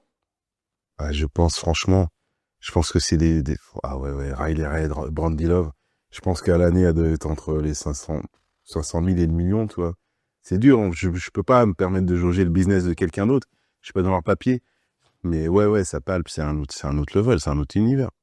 Et on va revenir en France, c'est aux États-Unis. Est-ce qu'il y a des contrats officiels? Parce que tu as parlé de redevances pour rapport au Hub, j'ai l'impression que c'est opaque aussi. Vous n'avez pas t'as pas de droit d'auteur. Alors, non, t'as pas de droit d'image, t'as pas de droit d'auteur. T'as des droits, tu signes des accords de diffusion de ton image. En fait, partout où tu vois des contrats, c'est toujours un accord comme quoi tu autorises la personne à exploiter ton image. J'ai jamais vu passer un contrat où on te reversera, comme se fait chez la Dami, à la Dami et la SACD ou la SACEM, tu vois, pour les musiciens. J'ai jamais vu passer un contrat comme ça qui me dise ouais, tu recevras une rémunération de temps parce que t'as été vu, machin, quoi. Je crois que je suis dans Pattaya. Pattaya, il y a un moment, ça doit être 5 secondes.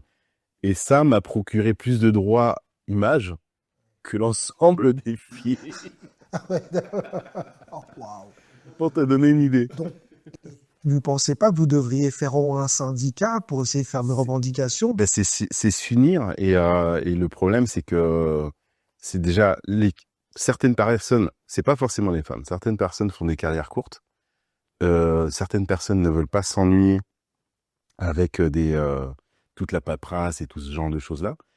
Donc moi, voilà, on avait tenté déjà en plongée de faire un syndicat sur une population beaucoup plus petite et qui en aurait vraiment eu besoin d'un, et ça avait déjà été très très très compliqué. D'accord. Voilà. D'accord.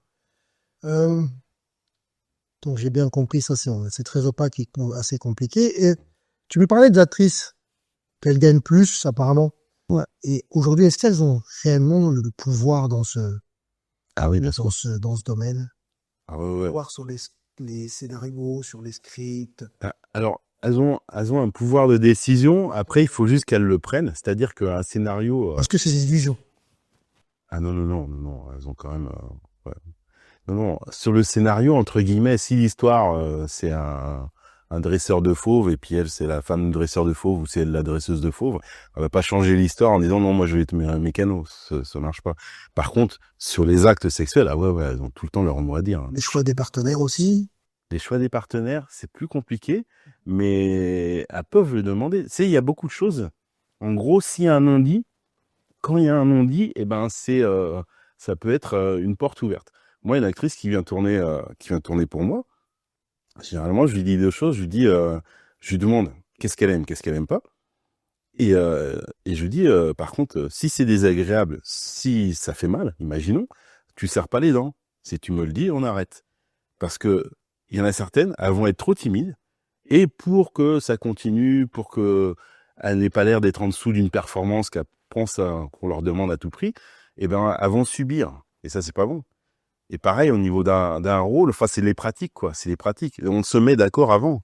Quand je te parlais d'illusion, de ce fameux pouvoir, on voit maintenant de plus en plus apparaître, émerger des plaintes de certaines actrices pour violence, même viol. Donc, de penser qu'elles aient le pouvoir, est-ce que tu penses vraiment qu'elles ont le pouvoir au vu de tout ce qui commence à apparaître aujourd'hui? Mais moi, je pense qu'il faudrait voir où est-ce que ça s'est produit à chaque fois. Bon, c'est des victimes. Mais voir où ça s'est produit, parce que moi, je sais que j'y ai pas assisté. J'ai pas assisté à ce genre de problème-là. Après, il faut se méfier aussi. Je vois qu'il y a une tendance à, quand certaines actrices, c'est pas toutes, quand elles veulent sortir et récupérer une vie sociale, elles se posent en victime. C'est une réalité.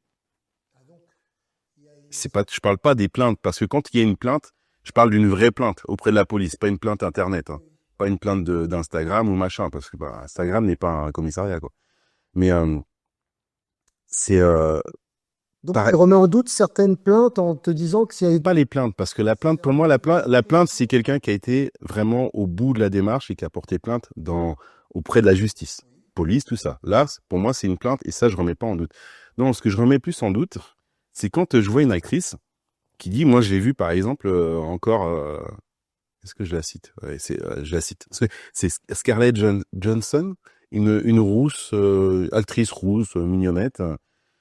Et je vois un tweet, et elle dit, ouais, j'arrête de tourner pour les productions, j'arrête le porno.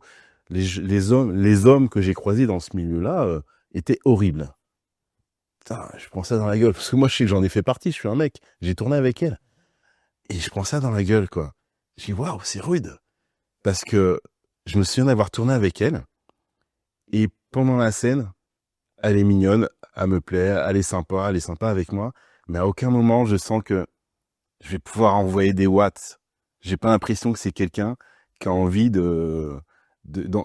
a envie, on va dire juste envie, c'est même pas possibilité ou pas, mais qui a envie d'encaisser ce jour-là, à ce moment-là avec moi. Je sens pas ça. Donc je fais une scène qui est très en dessous de ce que j'aurais pu faire, et probablement de ce qu'elle peut faire.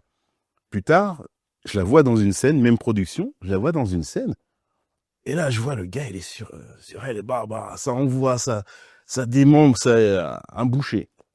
Et puis bon, elle a l'air de bien vivre le truc, et moi dans ma tête je me dis mais comment il a fait pour aller lui chercher les tripes comme ça? À aucun moment j'ai senti que c'est une actrice qui aimerait vivre cette intensité-là. Et là je me dis, peut-être à toi. oui, avec moi, mais dans le ressenti, je peux me planter. Mais là, mon ressenti était vraiment que c'est pas une actrice qui a envie d'encaisser raide, dur comme ça. Et là, je vois ce truc-là et tout. Et puis, ben, tu vois, j'ai eu la réponse, quoi. C'est qu'en fait, elle subissait. Elle subissait parce que quand elle se plaint dans le tweet en disant oui, les mecs que j'ai rencontrés, alors c'est dur parce qu'elle a mis tout le monde dans le même panier. Parce que moi, je sais que franchement, j'y étais, c'était une histoire de fleuriste, quoi. A mis tout le monde dans le même panier, mais je vois bien que cette actrice-là a vécu des trucs qui ne lui plaisaient pas, elle ne l'a pas dit. Tu vois. Et donc, à ce moment-là, moi, je remets en question parce que elle est revenue plusieurs fois dans cette production. Et à un moment, tu vois, c'est pas logique, quoi. Mais tu dis aussi en contrepartie qu'il y a pour certaines une espèce de levier pour faire une pression pour qu'elles puissent avoir ce qu'elles veulent, ou parfois même pouvoir s'arrêter et qu'on enlève leur film, c'est ça? Ça peut être ça, ouais. Moi, je vois, alors là, je la connais pas personnellement, mais il y a eu le cas de, je sais pas, enfin, bon, c'est une actrice, Mia Khalifa, en arrêtant, c'est vraiment beaucoup plein, alors que moi, alors je l'ai pas croisée, mais j'ai bien vu qu'elle était au top, dans un des tops mondiaux, et qu'elle faisait de l'argent avec. Alors je me dis, mais attends, c'est pas logique. Tu dis que ça a été horrible, ça a été terrible, t'as vécu des sales trucs, mais t'as fait ton business là-dessus pendant des années, et à un moment, quand c'est horrible, c'est terrible, tu arrêtes, quoi, c'est pas possible. C'est pas possible d'être, Oui, d'être c'est de, ouais. d'être En de fait, toutes les fiestas, d'être de tous les machins, d'être autant dans des tournages, en disant que c'est horrible. ouais, c'est en repartant, en quittant ce monde, on veut le brûler Attila. Oui, voilà, je serai derrière moi. Voilà, et je brûle ça Donc c'est pour ça, et en même temps je m'en éloigne, quoi. En même temps en disant ah non mais en fait je ne faisais pas partie, j'y étais mais je n'appréciais pas. Maintenant dans le nouveau monde dans lequel je vais, je jette la pierre sur eux. En tout cas, je dis que c'était pas. c'est pour ça, je dirais, il faut quand même se méfier, il faut garder un certain discernement, il faut se méfier quand les gens se plaignent sur Internet, parce que Internet n'est pas un commissariat, quoi. Ok. On va revenir sur l'identité, sur ta famille, et ça me fait te poser cette question en tant qu'homme noir, père de famille. Et avant d'être noir, tu es déjà père de famille, hein. Comment gères-tu ce choix d'être devenu acteur? Est-ce que tu n'as pas eu des tensions? J'ai bien compris avec madame, ça a été, mais tu as quand même des frères, des sœurs, une mère. Alors j'ai 200 frères, mais Il n'y a pas eu des tensions avec les proches qui t'ont dit qu'est-ce que tu fais, frérot? Tu mets notre nom en pâture. non, ce qu'il faut voir, c'est que bon, moi, je suis fils de divorcé, donc j'ai vécu avec ma mère. Oui. Ma mère, je lui ai annoncé quand je me lançais là-dedans. Je lui ai annoncé de la même façon que quand je lui ai annoncé que je m'engageais dans l'armée. Et quand je suis devenu animateur BAFA, je lui ai toujours annoncé de la même façon, même solennelle, quel qu'ait été le business. Je lui ai annoncé quand je faisais du striptease. Donc, ma mère a été tenue au courant, elle sait que je suis pas un mauvais fond. Déjà, d'une, elle sait que je pars pas de faire des trucs où je vais torturer des gens, voilà. Donc, ça reste légal. Donc, déjà ça. Et après, moi, bien qu'ayant grandi avec ma mère, il y a quand même pas mal de choses où je me suis fait seul, en fait. J'ai pas eu d'argent de poche, tout ça, donc il a fallu que je trouve à me démerder. Mais comme j'étais pas mal honnête, pour faire de l'argent de poche, quand j'ai été bosser, j'ai passé le BAFA, enfin, soit du gros basique, mais la pression familiale, c'est il faut que tu t'accomplisses déjà tout seul, quoi. D'accord. Et si on parle maintenant, là tu m'as parlé de la maman, tu as évoqué rapidement le choix des frères, je sais pas. Est-ce qu'ils t'ont pas dissuadé à un moment donné? Non, Non plus. sérieux. D'accord.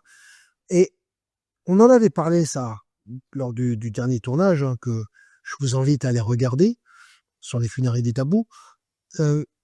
Tes enfants, t'as pas peur de leur faire porter un poids qui peut être très lourd pour eux pour les temps à venir? Pour l'instant, ils sont encore jeunes. Pour Ils l'instant, ne le savent pas.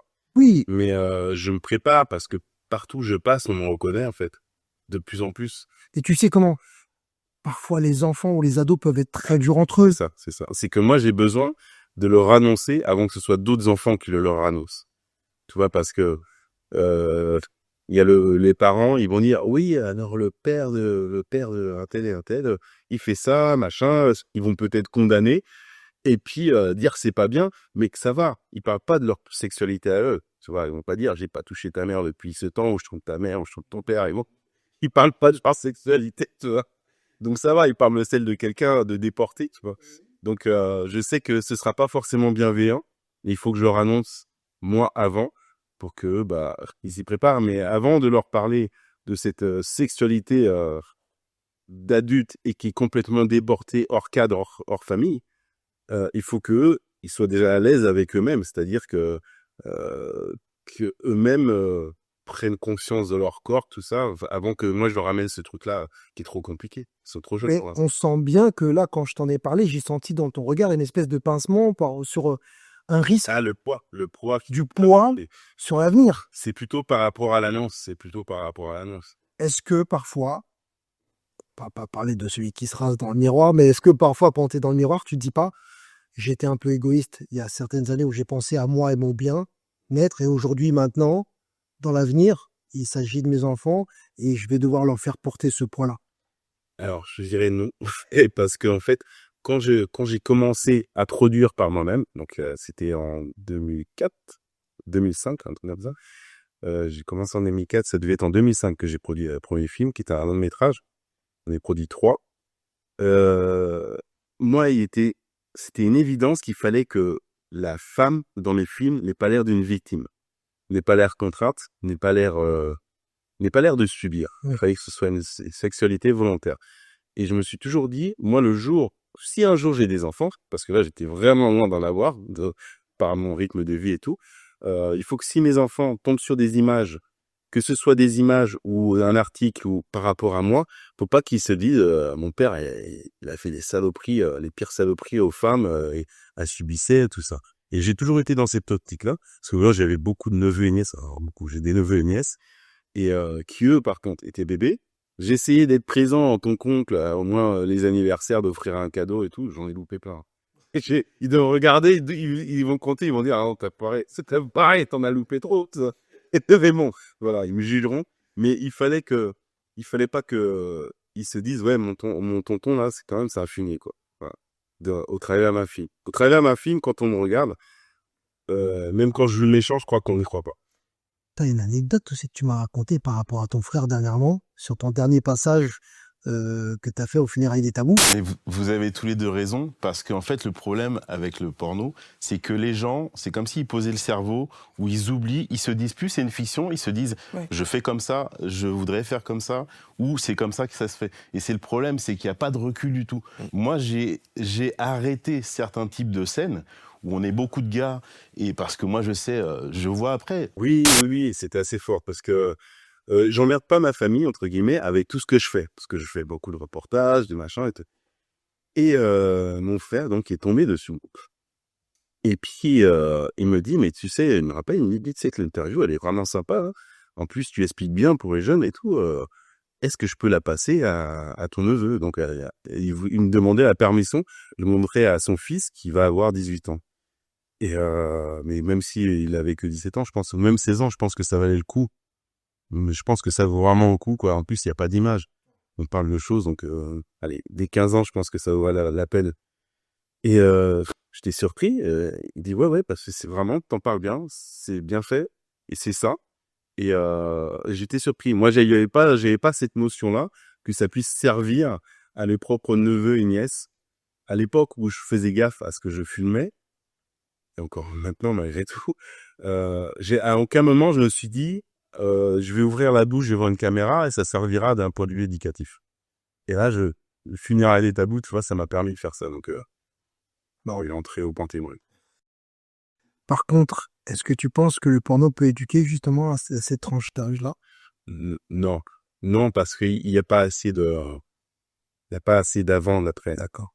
Tu vois. Ouais. C'est même quand on fait l'histoire, il faut que ce soit court pour que les gens soient pas lassés et que ça arrive vite à l'action. Donc il y a toute une prévention qu'on peut faire autour. Je pense que un acteur, quand il ouvre la bouche, plutôt que de faire le beau, s'il peut un peu laisser des messages et machin, ce serait pas mal.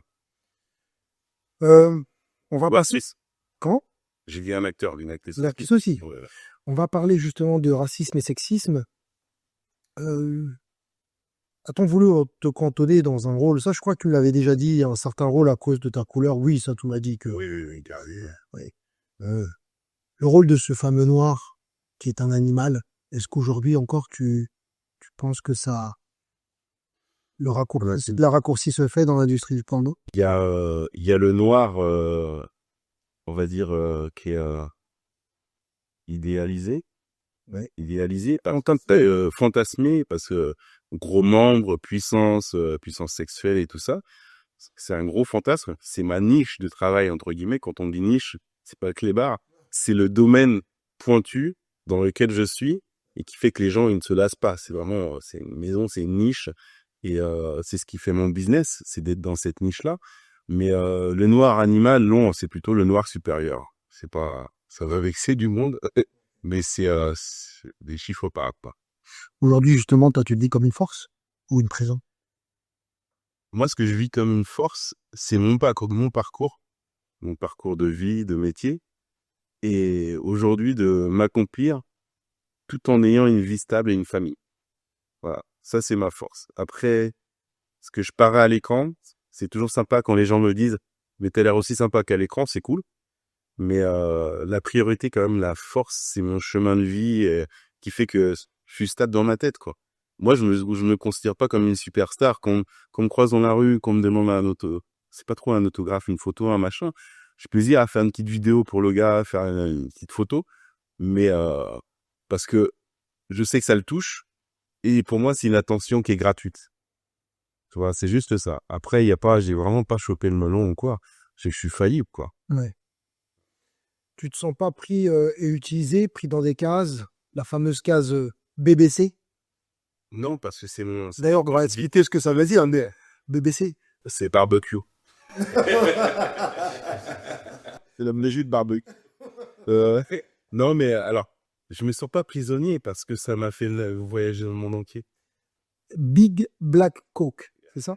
Ok. BBC, la fameuse...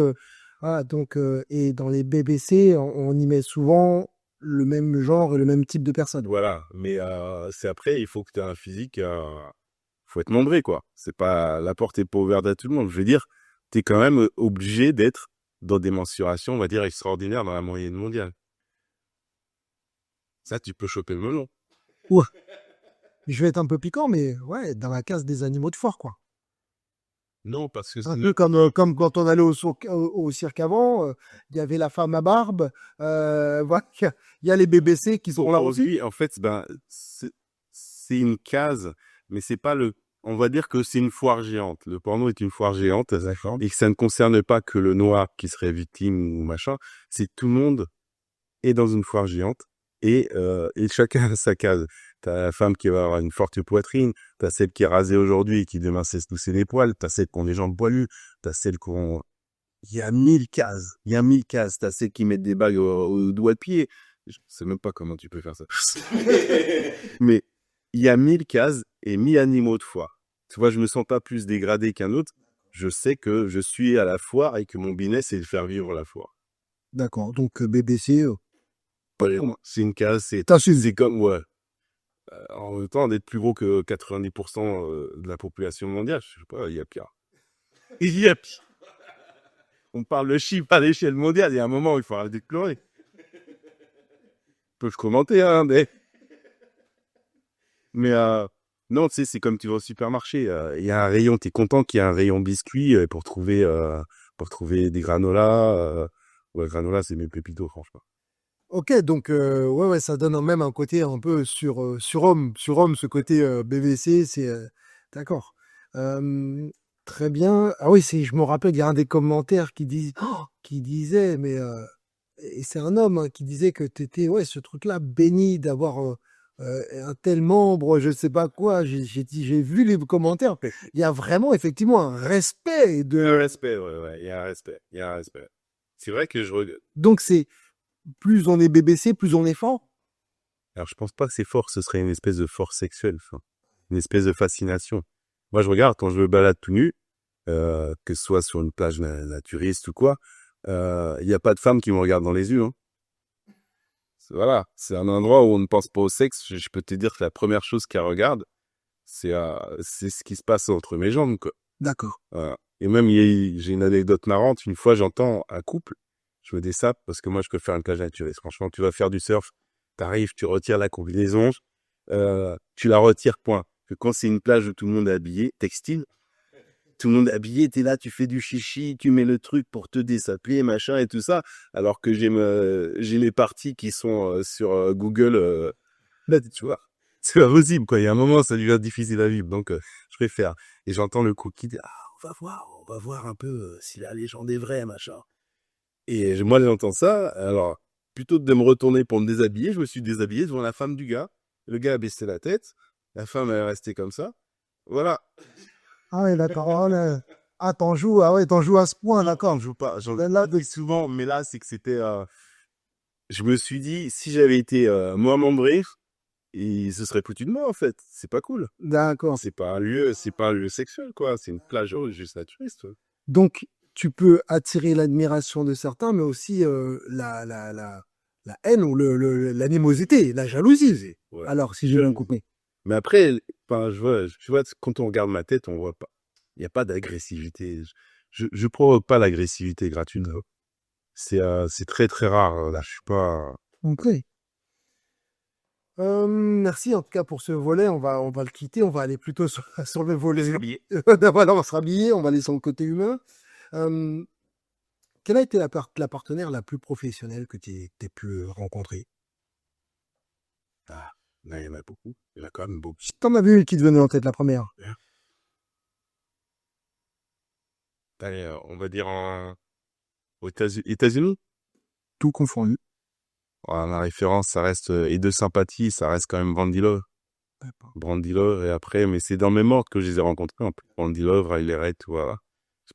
Professionnalisme très très haut dans le game, et qui reste d'une simplicité, d'une disponibilité avec les gens, c'est assez impressionnant. J'ai beaucoup de monde devrait prendre des leçons. La plus dure à gérer.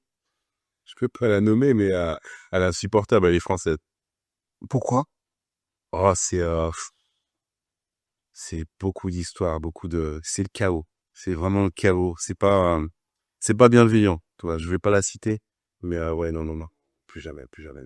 Hors caméra, tu m'as même parlé d'un manque d'éducation dans ce métier avec des gens, quand ils sont tous ensemble dans une même maison, c'est c'est le chaos.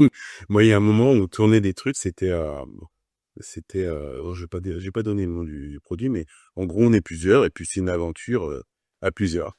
Et en fait, je me suis rendu compte d'un truc, c'est que moi, j'arrivais, bon, ça mettait une touche blague dans le truc, dans le programme, donc le BBC, mais il y avait aussi un autre truc, c'est que quand même, quand tu réunis plein de fous, d'en avoir à peu près un ou deux qui sont normaux et qui se tiennent, on va dire, de façon normale dans un lieu, ça te permet de récupérer un lieu qui sera en bon état.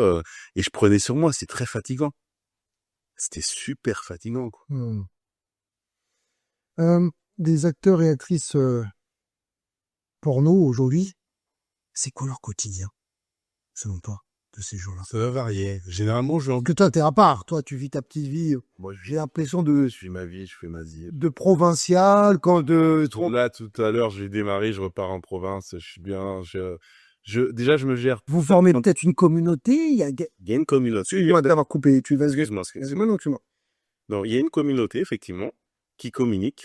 Et c'est beaucoup pour ce qui est collaboration. Donc, les collaborations, moi, j'aime beaucoup. C'est quelque chose où les gens se réunissent et il n'y a pas d'échange d'argent. Tout le monde allie ses moyens et tourne ensemble. Et maintenant, moi, je pense que les collaborations, ça a été une époque, ça va se terminer. Comme il y a eu plein d'époques dans le porno, ça va se terminer parce que les plateformes n'acceptent plus les doublons et les gens n'ont pas envie de mettre d'énergie sur le tournage, mettre de l'énergie à faire des reels. Moi, j'ai vu rouler 1800 km, arriver sur place, c'était en Belgique. L'actrice me dit, on devait faire déjà normalement plein de contenu, donc plein de petites scènes. Bien non, c'est un peu fatigant et tout. Je dis bon, on en fait deux. Ouais, ok, on en fait deux. Une pour toi, une pour moi. Comme ça, pas de problème, de pas fort. Et puis, je dis bon, on va faire 25 minutes, 30 minutes, deux fois. C'est moi l'homme, hein. Et elle dit, waouh, tout ça! Mais même dans la vie privée, je fais pas autant et tout. Elle dit, non, on en fait une. Alors, je me dis, je me fâche, parce que je vais rouler 1800 km quand même. Je me fâche, on tourne pas, et je roule quand même 1800 km. Soit je prends sur moi, je trouve le moyen de faire un début, une fin un peu différente. Ça se ressemblera un peu moins. Ok, on fait ça. Mais à la base, j'ai quand même roulé 1800 kilomètres. Et arrivé sur place, la personne en face ne t'offre pas une bouteille d'eau. Je suis dans sa ville. Euh, tu vois, il y a un moment, chaque système a sa faille et va finir par disparaître, en fait.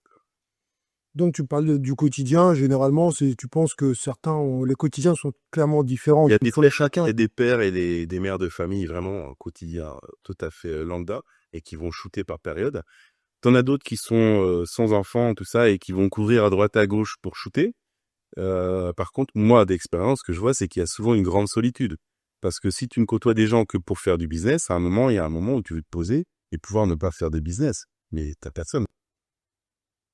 Et même moi, ça, j'ai connu à une époque, je naviguais entre le striptease et la plongée à l'étranger, tout ça. Donc, je gagnais très bien ma vie. Un jour, j'ai voulu partir en vacances. Il n'y a pas une meuf qui voulait rester avec moi 4 jours, quoi. Et alors, je payais tout. Bon, après, j'ai pas cherché pendant 10 ans non plus. J'avais déjà mes... Et il y en a pas une qui voulait partir avec moi, non. Ah oui, on peut s'amuser vite fait, mais non. Tu vois, donc la solitude. Et je pense qu'ils vivent la même chose. D'accord. Donc, je voulais aussi te poser la question, est-ce que tu as ressenti aussi en ce moment une espèce de chacun pour soi? Parce que pour les collaborations, là, c'est un peu ce que tu es en train de me dire. Les collaborations, pour moi, c'est une formule qui était super, mais qui va finir par mourir parce que les plateformes mettent leur nez dedans et veulent avoir une espèce de contenu exclusif et donc pas des doublons. Les gens ont pris l'habitude de mettre très peu d'énergie pour essayer de gagner un maximum. Maintenant, pour que ça fonctionne, il faut que les gars, faudrait que chaque personne ait une scène unique pour pouvoir la distribuer. Parce que s'il y a 6 personnes, ce serait 6 contenus différents. Moi, je sais le faire. Et je sais faire. Mais c'est très fatigant. Par contre, en face, il faut que tout le monde soit dans le même mood. Tu vois. Donc, c'est pas possible. Moi, je vois les choses changent. C'est un business qui change sans arrêt, qui évolue. Pour moi, c'est ce qui fait que c'est passionnant. Parce que, comme ça n'est jamais pareil, ça évolue. Ça va toujours vers des choses différentes. Il y a des moments où tu fais des choix qui peuvent paraître ne pas être les bons. À l'heure actuelle, on va dire, oh, mais c'est vieux, ça. Moi, quand je fais signer des contrats en papier, on me dit, oh, l'ancien, le vieux. Et en fait, non, je vois, parce que quand la plateforme a crash, ou elle n'a pas enregistré les demandes d'affiliation que tu as fait, tu te retrouves avec une scène où tu n'as pas les contrats. Il y a des basiques, tu vois. Et les gens se trouvent toujours plus évolués et n'écoutent pas grand-chose. Donc, voilà, moi, je suis un observateur, tu vois, je suis à côté. Voilà. Est-ce que dans ce milieu, le sexe peut être une source d'amour? Je pense qu'il y a des gens qui, hors scène, n'ont pas de rapport sexuel déjà, et voire probablement pas de contact. Par actrice et homme. Et ça, par contre, voilà, ça, c'est... Ah, donc on est dans une solitude et je pense, ouais, j'ai déjà vu une fois, je m'entraînais à côté d'une baie vitrée. C'était bizarre. Et une actrice qui était très en vue à ce moment-là. En fait, la baie vitrée donnait sur sa chambre et moi, je m'entraînais à côté, mais dans un recoin, parce que c'est là où il y avait les trucs de muscu. Et donc, elle n'avait pas fait gaffe que j'étais là, ou alors elle m'avait oublié. Et j'ai vu assise, comme ça, sur son lit pendant, je sais pas, facilement 1 heure. Dans le vide total. Et cette actrice-là, c'était vraiment à poster sans arrêt des tweets, de l'Instagram, des machins, vraiment très vivante, joyeuse et tout. Et là, moi, j'assiste, je la vois, je fais mes trucs, puis je la vois, elle est toujours là, quoi. Je dis, waouh, la solitude, c'est comme ça dans sa vie. Et c'était triste, parce que moi, je me demandais un peu c'est quoi son rythme. Je la vois, aujourd'hui, je la croise à Ibiza, après, je la croise en Hongrie, je la croise à Los Angeles. Je me disais, waouh, c'est lui, quoi. Tu vois. Mais en fait, non, c'est une grosse vie de solitude parce qu'entre ça, elle rentre pas spécialement retrouver une famille ou un petit copain, tu vois. Non, rien. Donc, ouais. Ça peut faire rêver, mais faut bien comprendre qu'il y a souvent une contrepartie. Moi, j'ai trouvé un juste milieu, mais je suis pas dans le haut du game des finances. voilà. Donc on en arrive dans un monde, grosso modo, quoi, un certain monde qui est plutôt devenu mécanique, monétisé et digitalisé, quoi. Complet, ouais, ouais. Ok. Ok. Alors là, c'est pour aller sur certains qui disaient le porno, c'est pas les noirs, c'est que les blancs. C'est pour les blancs, d'ailleurs, c'est eux et les hommes aussi. C'est fait pour les hommes qui viennent regarder plus des femmes. Donc c'est normal que les femmes soient payées plus cher. Et en plus de ça, nous, les noirs, on se sert de nous pour, comme tu dis, pour être dans la case BBC ou avoir ce côté un fantasme, si tu veux. Mais que nous, on n'a rien à voir là-dedans, non. Non, c'est faux. Déjà, il faut bien se rendre compte d'une chose. Personne ne force un homme à faire du porno. Je veux dire, même le gars qui finit par devoir s'injecter, personne ne l'a forcé à la base à venir là. Il a peut-être eu le couteau sous la gorge parce que tu t'injectes ou tu tournes, ou tu tournes pas. Mais même dans ce choix dégueulasse, il avait le choix de ne pas tourner. Oui, mais il vient. Alors, je vais aller directement. Et je cherche. Moi, je tiens juste à dire que je reprends des commentaires, je les ai analysés Oui. et on essaye de les décortiquer ensemble. Là, ce que je te disais pas qu'un noir vienne bosser pour une production américaine, européenne ou autre. Existe-t-il un marché du porno afro? Très peu. Mais il y en a. Il y en a. Il y en a. Et après, alors, moi, souvent, on m'a reproché, on me dit, mais tu tournes pas avec des noirs. Moi, je réponds, alors si, je tourne avec des actrices noires. Quand il y en a très peu. Il y en a un petit peu plus en ce moment. Et il y a une époque où il y en avait une qui arrivait tous les 2-3 ans. Et puis, elle restait pas parce qu'elle avait pas assez de business. Elle avait pas assez de business. Et, mais il y a quand même un porno noir. Les deux protagonistes sont noirs, de couleur. Mais Je crois que c'était plus aux États-Unis. On a vu ça. Il y avait une industrie comme le parallèle de la Black Exploitation, le cinéma, le cinéma ensuite qui s'est créé aussi porno noir aux États-Unis. c'est ça. Certes, mais sur le continent africain, dans la diaspora, Ah, voilà. Mais déjà, tu l'as dit toi, mais avec la diaspora, ça veut dire que c'est quand ils manipulent pas les autres, ils sont dans une diaspora où ils prétendent avoir un comportement nickel et parfait, et la nudité ne peut pas être dans ce comportement. Je parle juste de nudité, hein, tu vois. Je parlais même pas de plus. Donc moi, c'est pas, j'ai rien contre. S'il y en avait, j'aurais rien contre. C'est juste les conditions de tournage, c'est tous les tests sanguins, urinaires, tout ça. Du moment que tout ça est respecté, non, j'aurais rien contre. Mais j'en ai pas croisé. On m'en a pas proposé non plus. c'est une question quoi de moyens alors, je te disais, Parce que c'est des- rien, peut-être de tabou, peut-être de Il y a le tabou. Alors, ou peut-être de respect de soi-même. ouais, pour certains, le respect de soi-même, c'est de porter un slip et des chaussettes tout le temps, hein. Et des claquettes. Hey, t'as perdu le respect quand tu mets des chaussettes et des claquettes. Mais bon, là, il y a des gars, putain. Mais non, je pense qu'il y a un côté, il y a une grosse barrière sociale. Enfin, la barrière sociale, je pense, dans la communauté africaine, prévaut son envie. Parce que moi, je reçois des messages, hein, désolé. Peut nous envoyer énormément de messages. Bah ouais, des gars qui me disent, ouais, je veux faire du porno, et dans toutes les langues, hein. Je vais faire du porno, machin, je vais devenir acteur. Et moi, j'ai fait mes formations, et la première partie de ma formation est gratuite. C'est des avertissements, et le pourquoi, et le comment, c'est vers quoi tu vas. Ouais. C'est gratuit.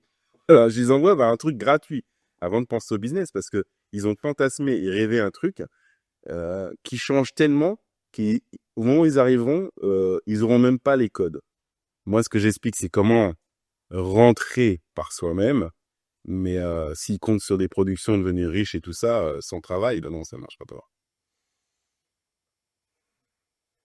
Est-ce que tu penses que cette sacralisation du sexe dans le monde afro, c'est une hypocrisie ou une protection pour nos jeunes frères, nos jeunes sœurs, pour qu'ils évitent? Je vais vexer du monde, je vais pas mettre tout le monde dans le même panier, mais quand même, dans le domaine, dans le milieu africano, bon, on va dire, Ouais. c'est quand même chaud. Des afro-descendants. Afro-descendants régénérés. On prend les Antilles, on prend le... Ouais, bah, les mecs sont chauds quand même, ou quoi. Donc, je pense que c'est plutôt le porno, ils le font sans caméra, quoi. Ok. D'accord. Non, mais je pense que c'est chaud. Je pense que c'est surtout une barrière sociale. Donc, on est sur Il y a- l'hypocrisie alors. Il y a une hypocrisie. Alors, je voulais dire, il n'y a pas que ça. Il y a la barrière sociale et le bienséant, comment on appelle ça, toute l'éducation, tout ça. Ouais.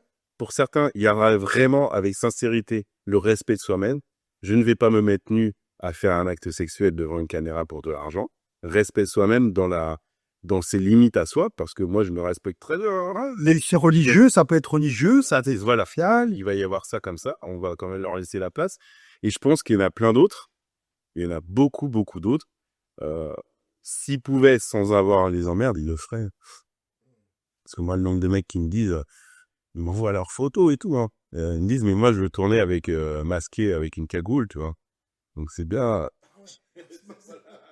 Quand tu penses une cagoule, ça veut dire que c'est le social qui te dérange, c'est pas l'acte. Hein.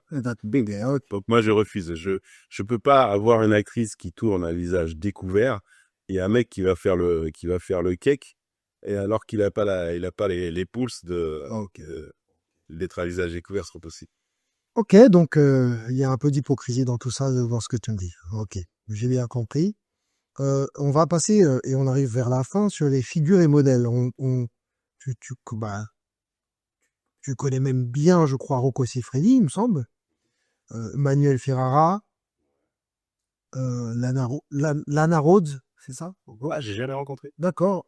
Tu as parlé de Mia Khalifa aussi. Je l'ai pas rencontré non plus. Ça m'abuse par rapport. Qu'est-ce que tu penses de leur carrière, la gestion de leur image? Ah ben moi j'aime bien. Je trouve ça assez exemplaire entre guillemets parce que c'est des gens qui arrivent à exister même en dehors du porno. Bon après Mia Khalifa j'ai pas rencontré, donc on a parlé plutôt de son actualité, de comment elle voulait sortir du domaine du porno, tu vois. Mais après d'un point de vue carrière, Manuel Ferrara, Rocco, ouais moi j'aime bien parce que c'est des gars, tu vois, ils t'expliquent avec simplicité comment ils sont arrivés, puis comment ils ont levé le game jusqu'au niveau où ils en sont. Donc ouais, ça c'est exemplaire. Est-ce qu'il y a des choix qu'ils ont faits que tu aurais aimé faire toi aussi? Ah, non. C'est vrai que Rocco n'est pas parti vivre aux États-Unis. Manu, lui, il est parti vivre aux États-Unis. Et moi, c'est un choix que j'aurais pu faire de partir vivre aux États-Unis. Mais alors, c'est pas un racisme, mais c'est une réalité. La carrière d'un acteur blanc, et déjà en plus à l'époque où Manuel Ferrara l'a fait, ça date. La carrière d'un acteur blanc et d'un acteur noir ne sera pas la même. Je veux dire, même quelqu'un qui part vivre, par exemple, en République tchèque, en Hongrie, tout ça, là où ça tourne beaucoup, si c'est un acteur noir ou un acteur blanc, ils vont pas avoir la même carrière. En gros, en 20 ans, j'estime avoir tourné dans une quinzaine de productions différentes, maximum. C'est très peu. C'est vraiment très, très peu. Par contre, c'était tout le temps le top des productions. Donc, c'est vrai que j'ai pas été courtisé, ce qui était un peu plus en dessous. Mais j'ai tourné pour très peu de productions différentes. Un acteur blanc qui va arriver dans les mêmes pays va avoir un panel de production beaucoup plus large. Donc, moi, de pas aller vivre aux États-Unis, c'était un choix dans le sens, déjà, je suis conscient du panel de production moins large. Par contre, ça aurait été que dans l'haut de gamme. Ça, c'est une réalité aujourd'hui. Quoi qu'à l'époque, ça n'a pas été le cas. Et en plus de ça, après, il y a le contexte aux États-Unis, population noire, blanche, tout ça. Enfin, ils vivent ensemble, mais c'est quand même très, très séparé. Je pense qu'on arrive à passer au-dessus au bout d'un moment. Mais moi, avec moi, j'emmènerai des enfants et ils vont se retrouver dans un truc qu'ils ont jamais calculé, quoi. Noir, blanc. Vivant en France, on peut très bien ne pas être sans arrêt dans le souci d'être dans une communauté ou pas. Tu as répondu à la question que je voulais te poser derrière, à savoir, est-ce que tu penses qu'un acteur afro peut devenir une figure internationale respectée, comme Rocco Siffredi ou encore ceux qu'on vient de nommer, Manuel Ferrara? Au même niveau, non. Et là, tu m'as dit, il y a un plafond de verre racial, quoi, j'ai bien compris. Racial, et puis après, quand même, les deux sont particuliers dans le sens où ils avaient un côté entrepreneur. Je regarde, ils gèrent leur business. Tu l'es toi aussi, non? Je le suis, mais pas au même niveau. J'ai pas été vers des endroits qui m'auraient donné autant de moyens. Et vu que j'ai priorisé ma famille, il m'est arrivé souvent là, en ce moment, par exemple, où l'été arrive, on me propose beaucoup de collaborations, vu que je m'en mets plus avec cette production. Et il y a des trucs que je refuse parce qu'il y a une compétition de judo de ma fille et qu'il y a une compétition d'Athènes Montiga. Enfin, tu vois, voilà. J'ai priorisé ma famille, ce qui fait que sans même le plafond de verre, il y a des choses vers lesquelles je ne vais plus, je n'irai pas. Ça va aller vers notre conclusion et cette fameuse transmission, puisqu'on parle des enfants. Si un de tes enfants te dit demain, papa, je veux faire comme toi, comme ce que tu as fait il y a longtemps. Et je dirais, tu auras le SCAF dans ton nom de sel. D'accord, le SCAF. Donc tu lui transmets le nom du SCAF, mais il va te dire non, mais papa, c'est pas le SCAF que je veux mettre. T'as pas le choix. C'est autre chose. C'est véritable. C'est autre chose. Et tu aurais cette. Non, Cette fierté-là voilà, ouais, je rigolais. D'accord. J'aurais la même mise en garde que je fais à des jeunes que je ne connais pas. Voilà. Quand un jeune vient m'aborder, alors d'ailleurs, je précise, quand un jeune vient m'aborder et qu'il n'est pas majeur et qu'il veut me parler de porno, je lui dis, écoute, ça, je peux t'en parler si tu viens avec tes parents. Bon, à moi, c'est fini. C'est une garçonne. Mais voilà, tu vois déjà à la base. Mais quand il y a des jeunes adultes qui me parlent de ça, quand même, je les mets en garde. Je les fais pas fantasmer sur le porno parce que il y a la scène et il y a les coulisses qui, pour moi, sont vraiment pas fantasmagoriques, quoi. Surtout pour un homme. Donc moi, mes enfants, il y aurait surtout des mises en garde. Après, ce que je dirais simplement à tout le monde, c'est si jamais quelqu'un veut se lancer dans du porno ou même faire ce qu'ils appellent faire du contenu avec des mimes, des OnlyFans, des machins, il faut juste savoir une chose, c'est que quelque chose qui a été posté sur Internet, ça l'est à vie, déjà vu. Et donc, ça fait que tu peux pas faire un essai. C'est soit tu y vas en te disant, je veux en faire mon business et je suis prêt à l'assumer toute ma vie, même si à un moment je vais changer de business. Mais c'est juste, j'essaye et puis on m'oubliera. Non, ça marche pas. justement, toi, si tu devais tourner la page aujourd'hui, qu'as-tu appris du porno Tellement de choses. et qu'est-ce que tu laisserais derrière toi? Deux questions. Qu'as-tu appris du porno? Si tu devais tourner cette fameuse page là. Techniquement, avec le porno, j'ai appris tellement. Je suis devenu un extra indépendant, autosuffisant. J'attends rien de personne. J'ai fait ma place en restant honnête avec les gens que j'ai en face de moi. Tu vois, on peut me trouver des détracteurs, je pense, tu vois, comme tout le monde. Et si on questionne des actrices, certaines pourraient me faire des reproches, des machins. Mais on ne pourra pas dire que j'aurais fait des saloperies, tu vois. Ça a été vraiment une ligne de conduite. Et puis, qu'est-ce que m'a apporté le porno? Enfin, qu'est-ce que je laisserai derrière moi? Oui. Je pense que j'aurais pas de regrets parce que je passerai pour quelque chose de mieux. De quelque chose, je m'épanouirai autant. Je m'y suis épanoui, j'ai pas de regrets, je suis encore dedans. Je passe à autre chose, c'est que c'est quelque chose qui me conviendra plus. Donc, il y aura pas de regrets. Après, qu'est-ce que ça m'a apporté? Il y a toute cette technicité, toutes ces choses que je suis obligé d'apprendre. Moi, je suis fasciné par le fait qu'on soit autant obligé de se tenir à la page de la technologie. Aujourd'hui, il y a l'intelligence artificielle qui facilite certains boulots, que ce soit pour faire de la mise en page, pour faire corriger des photos, tout ça, c'est pas trop mon truc. Mais t'es obligé de garder un œil dessus. Je veux dire, au niveau de l'informatique, moi, je me souviens, avant, j'avais une copine qui m'installait le moindre jeu sur l'ordinateur, je savais pas faire. Aujourd'hui, je vais avoir un NAS pour stocker les données, les machins et tout ça. Et je suis obligé d'apprendre. Il y a des fois, je m'arrache les cheveux. J'appelle un gars plus compétent, mais j'apprends. J'apprends que ce soit l'image, les machins. Je fais des choix dans mon matériel. Je fais des choix parce que par rapport à la technicité, certains matériels sont super, mais sont pas adaptés à ma façon de film. Donc c'est sans arrêt, c'est un truc de fou. Ça le rend passionnant en fait. Hein. D'accord. Voilà. Donc, ce que tu laisserais derrière toi, c'est... Du bonheur et de Si là, je te donnais une baguette magique et je te disais avec cette baguette, tu peux enterrer un tabou définitivement. Quel serait ce tabou aujourd'hui que tu enterrerais? Franchement, ce serait le tabou de la nudité du corps de la femme. Je l'enterrerais, parce que ça fait du mal partout. Ça fait du mal partout. C'est ce qui revient. Qu'en ce moment, en plus, les gens sont exacerbés sur le côté religion, tout ça. Et tu regardes tout ça, ça se focalise sur la femme. Elle doit être comme ça et pas comme ça. Tu vois? C'est pas le côté wokisme et machin. Hein. C'est vraiment, il y a un côté où les gens veulent masquer la femme. Oui. Ou la libérer, mais d'une façon qu'ils ont décidé que c'est comme ça que ça se fait ou quoi. J'aurais envie que ce tabou-là, il tombe. Tu regardes tout ce qui perd du sens, quoi. On n'a plus de sens, quasiment plus de guerre, parce que ça renvoie de suite à de la religion. Ça renvoie aussi à le body shame. T'as des filles qui vont être bien jolies, qui vont être trop jolies. Parce que ça, on n'en parle pas aussi, mais il y a des filles, beaucoup de filles se font emmerder parce qu'elles sont trop jolies. T'as celles qui se font emmerder parce qu'elles sont pas dans la norme physiquement, trop rouges, trop machin, tout ça par rapport à l'endroit où elles sont. Mais tout ça, ça revient toujours au niveau du corps, quoi, tu vois. Alors, ce serait même plutôt le tabou du corps, voilà. Parce que des hommes aussi peuvent subir ça, mais pas aussi fort que les femmes, je pense. Pour finir, Joss le Scarf,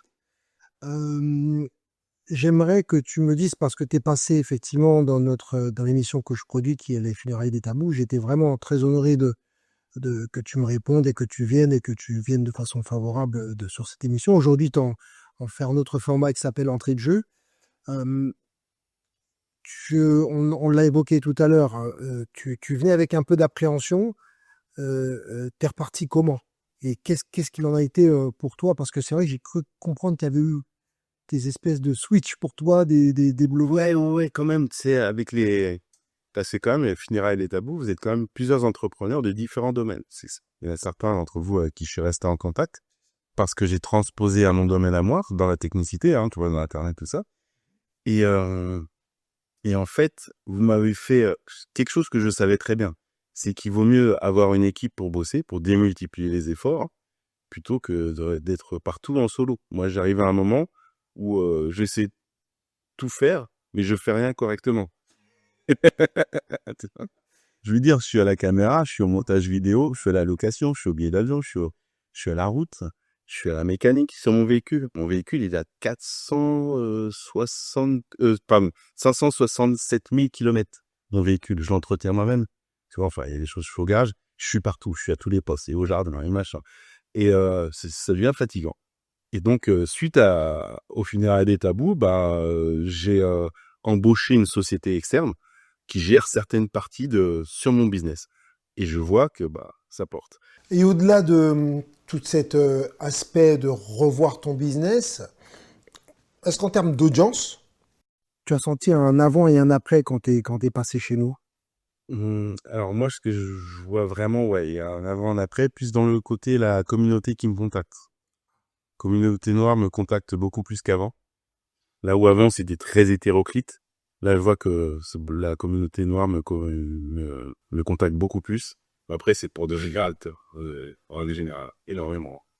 Je vais te donner quelques noms parce que j'ai retenu moi des noms de gens qui voulaient nous brûler sur le bûcher parce qu'on t'a amené. J'espère que c'est pas les mêmes ensuite qui vont te demander à être acteur. Ça serait vraiment une hypocrisie sans nom. Je pense pas quand même. Ouais. Non mais pourquoi pas, mais non mais bon, je pense pas. c'est vrai que quand on en avait un peu parlé quand tu m'as dit waouh, on s'est rappelé pour être très sincère, tu m'as dit waouh, effectivement là j'ai du monde qui arrive, je sens que l'émission elle a été diffusée. Ouais. Moi, j'ai beaucoup de retours, sans même le côté message ou quoi. J'ai beaucoup de retours très positifs par rapport à l'émission. D'accord. C'est des gens vont me dire, ah ouais, je t'ai vu dans l'émission, même dans la rue. Ils vont me dire, ouais, je t'ai vu dans l'émission, très sympa et tout ça. Un bon retour, tu vois. Eh ben écoute, merci parce que J'ai aimé les thèmes abordés et la façon de l'aborder. d'accord. Après là j'accentue le trait, mais c'est vrai que quand moi je la poste, je me rappelle j'étais à Lisbonne, je me baladais à Lisbonne, je me prends la tête, c'est vu qu'on fait monter avec les gens sur le continent, je dis bonjour d'ailleurs à Nafiou, le béninois qui m'envoie ça, c'est pas Diapatou, il bleu renvoi. Au moment où on veut appuyer sur rentrer, se dire est-ce qu'on envoie ce truc-là, comment la communauté va le prendre? Ouais. J'appuie. Je vois des messages, on m'a envoyé des messages personnels. Carrément. Ah ouais, que j'allais brûler avec les flammes de l'enfer. Non. Je me suis dit, est-ce que j'ai pas fait? Mais en même temps, je pense qu'aujourd'hui, c'est les funérailles des tabous et il ne doit pas y avoir de tabou. Quoi. Il y en aura, mais si on en a face à nous, mon rôle à moi est d'aller les sortir. Parfois, ça fait mal. Parfois, même moi, les retours que je vais avoir vont me faire mal, mais c'est un mal nécessaire pour apprendre, grandir, ouvrir son état d'esprit, ouvrir son champ de vision aller vers une amélioration. Et que tu sois dans le porno aujourd'hui ou qu'un autre soit autre part, pour moi, j'ai envie de te dire, je te donne le même respect, si tu veux. Je donnerai le même respect à chacun. Euh, euh, de m'apprendre quelles sont ses motivations, pourquoi tu es là-dedans. Et chacun dans son domaine a ses raisons, mais aussi, si tu veux, à un chemin, un parcours, un chemin de vie. Et c'est pour ça que nous, on est, grosso modo, on se dit maintenant médias de société. Et des gens comme toi font partie de la société. Bah oui, bien sûr, bien sûr. Après, moi, je dirais aux religieux, les religieux, il va falloir qu'ils prennent les choses sous un autre angle. C'est-à-dire que on procure, malgré tout, on procure du divertissement et de la relaxation aux gens, comme les gens qui viennent regarder un porno, quand on n'est pas dans une addiction, tout ça, ils viennent se divertir, quoi. Ils viennent se relaxer. Même titre que quelqu'un, il va aller fumer une clope ou il va aller prendre un café ou je sais pas, aller jouer au golf enfin, peu importe. Le truc qui le relaxe, et ben, tu mets aussi dans la case relaxation. J'aime pas du bonheur. Et là, tu es dans notre studio, tu as croisé une autre personne qu'on doit interviewer, parce que nous, on va jusqu'aux religieux, D'accord. on va aux historiens, on ouvre, on a un regard sur la société dans son intégrité, dans son entièreté. Et ce religieux, qu'est-ce qu'il t'a dit? Ah, c'était lui? C'est un religieux, un grand religieux. On ne dira pas son nom, on ne dira rien. Mais je l'ai déjà vu en interview en plus, il me semble. Mais d'accord, oui, oui. Eh ben, écoute, il m'a dit, oui, j'ai vu l'émission, il m'a serré la main, il m'a souri. Et très... Avec un grand respect. Et pourtant, il est dans son domaine à lui, Oui, très religieux, très sérieux dans ce qu'il fait. Mais j'ai aimé quand vous vous êtes croisés. Il t'a dit, ah, j'ai vu ton émission. ouais, bon, mec très sympa. Et il t'a respecté par rapport à ça. Et je pense que les gens sentent que je les respecte vraiment. Bah voilà. Et c'est tout ce que je nous souhaite et que les flammes et les flammes de combat. Pas que dans les barbecues. Voilà, soit que dans les barbecues, celle qu'on m'a prédit.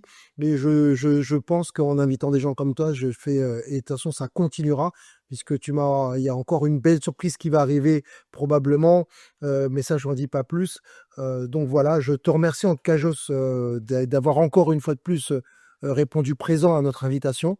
Ce format, c'était entrée de jeu. Tu nous as livré tes vérités, tu nous as parlé de ta famille, des enfants, de tes parents, de ton côté business, professionnel. Tu nous as donné des chiffres. Tu t'es livré, t'as joué le jeu, comme on dit. Merci à toi, Jos. Eh ben, merci à vous, les gars. À la prochaine. Chers membres de la famille des funérailles des tabous, bonjour. Avant tout, merci. Merci d'être toujours aussi nombreux à nous suivre, à commenter, à débattre, à partager aussi. Grâce à vous, les funérailles des tabous ont grandi. Nous avons évolué et nous sommes devenus bien plus qu'une simple émission. Ensemble, nous avons bâti une véritable institution. Un lieu où les idées s'entrechoquent, où les voix s'élèvent, où les consciences s'éveillent. Alors, depuis nos débuts, nous avons tenu une promesse, celle de révéler des talents. Et nous sommes fiers de l'avoir tenue.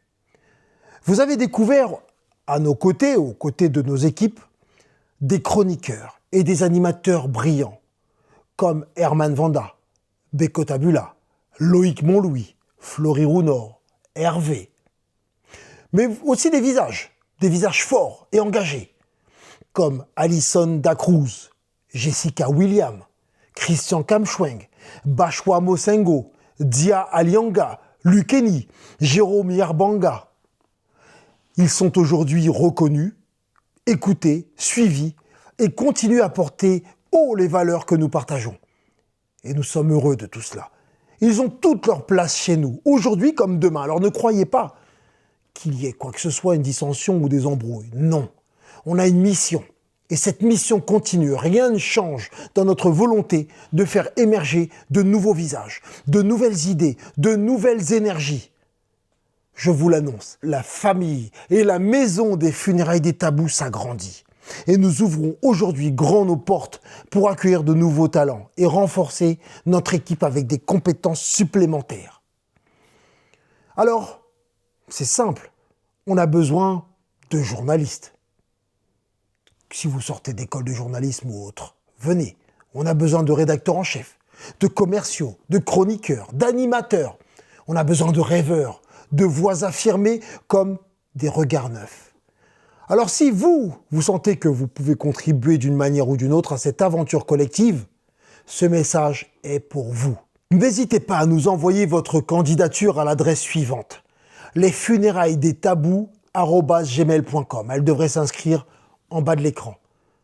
Ce n'est pas un simple appel, c'est une invitation à construire avec nous, à inventer ensemble les prochaines étapes de notre histoire. On ne s'est pas arrêté au plateau TV ou à l'émission. Nous avons décidé d'aller au-delà avec des projets comme les piliers de l'enrichissement, des séminaires, des rendez-vous d'apprentissage et de réseau. On a touché des centaines de personnes prêtes à grandir, à apprendre, à s'entraider et à se transformer. Et ce n'est que le début. Alors oui, certains de nos débats créent la controverse parfois. Oui, on dérange. Mais notre engagement reste le même. Briser les silences, confronter les idées, sans jamais imposer une vérité. Car, à mon sens, c'est dans la confrontation respectueuse que naît le progrès. Une fois de plus, je vous dis merci. Merci à vous. Merci pour la force que vous nous donnez. Continuons ensemble à faire vivre les funérailles des tabous et je vous dis à très vite.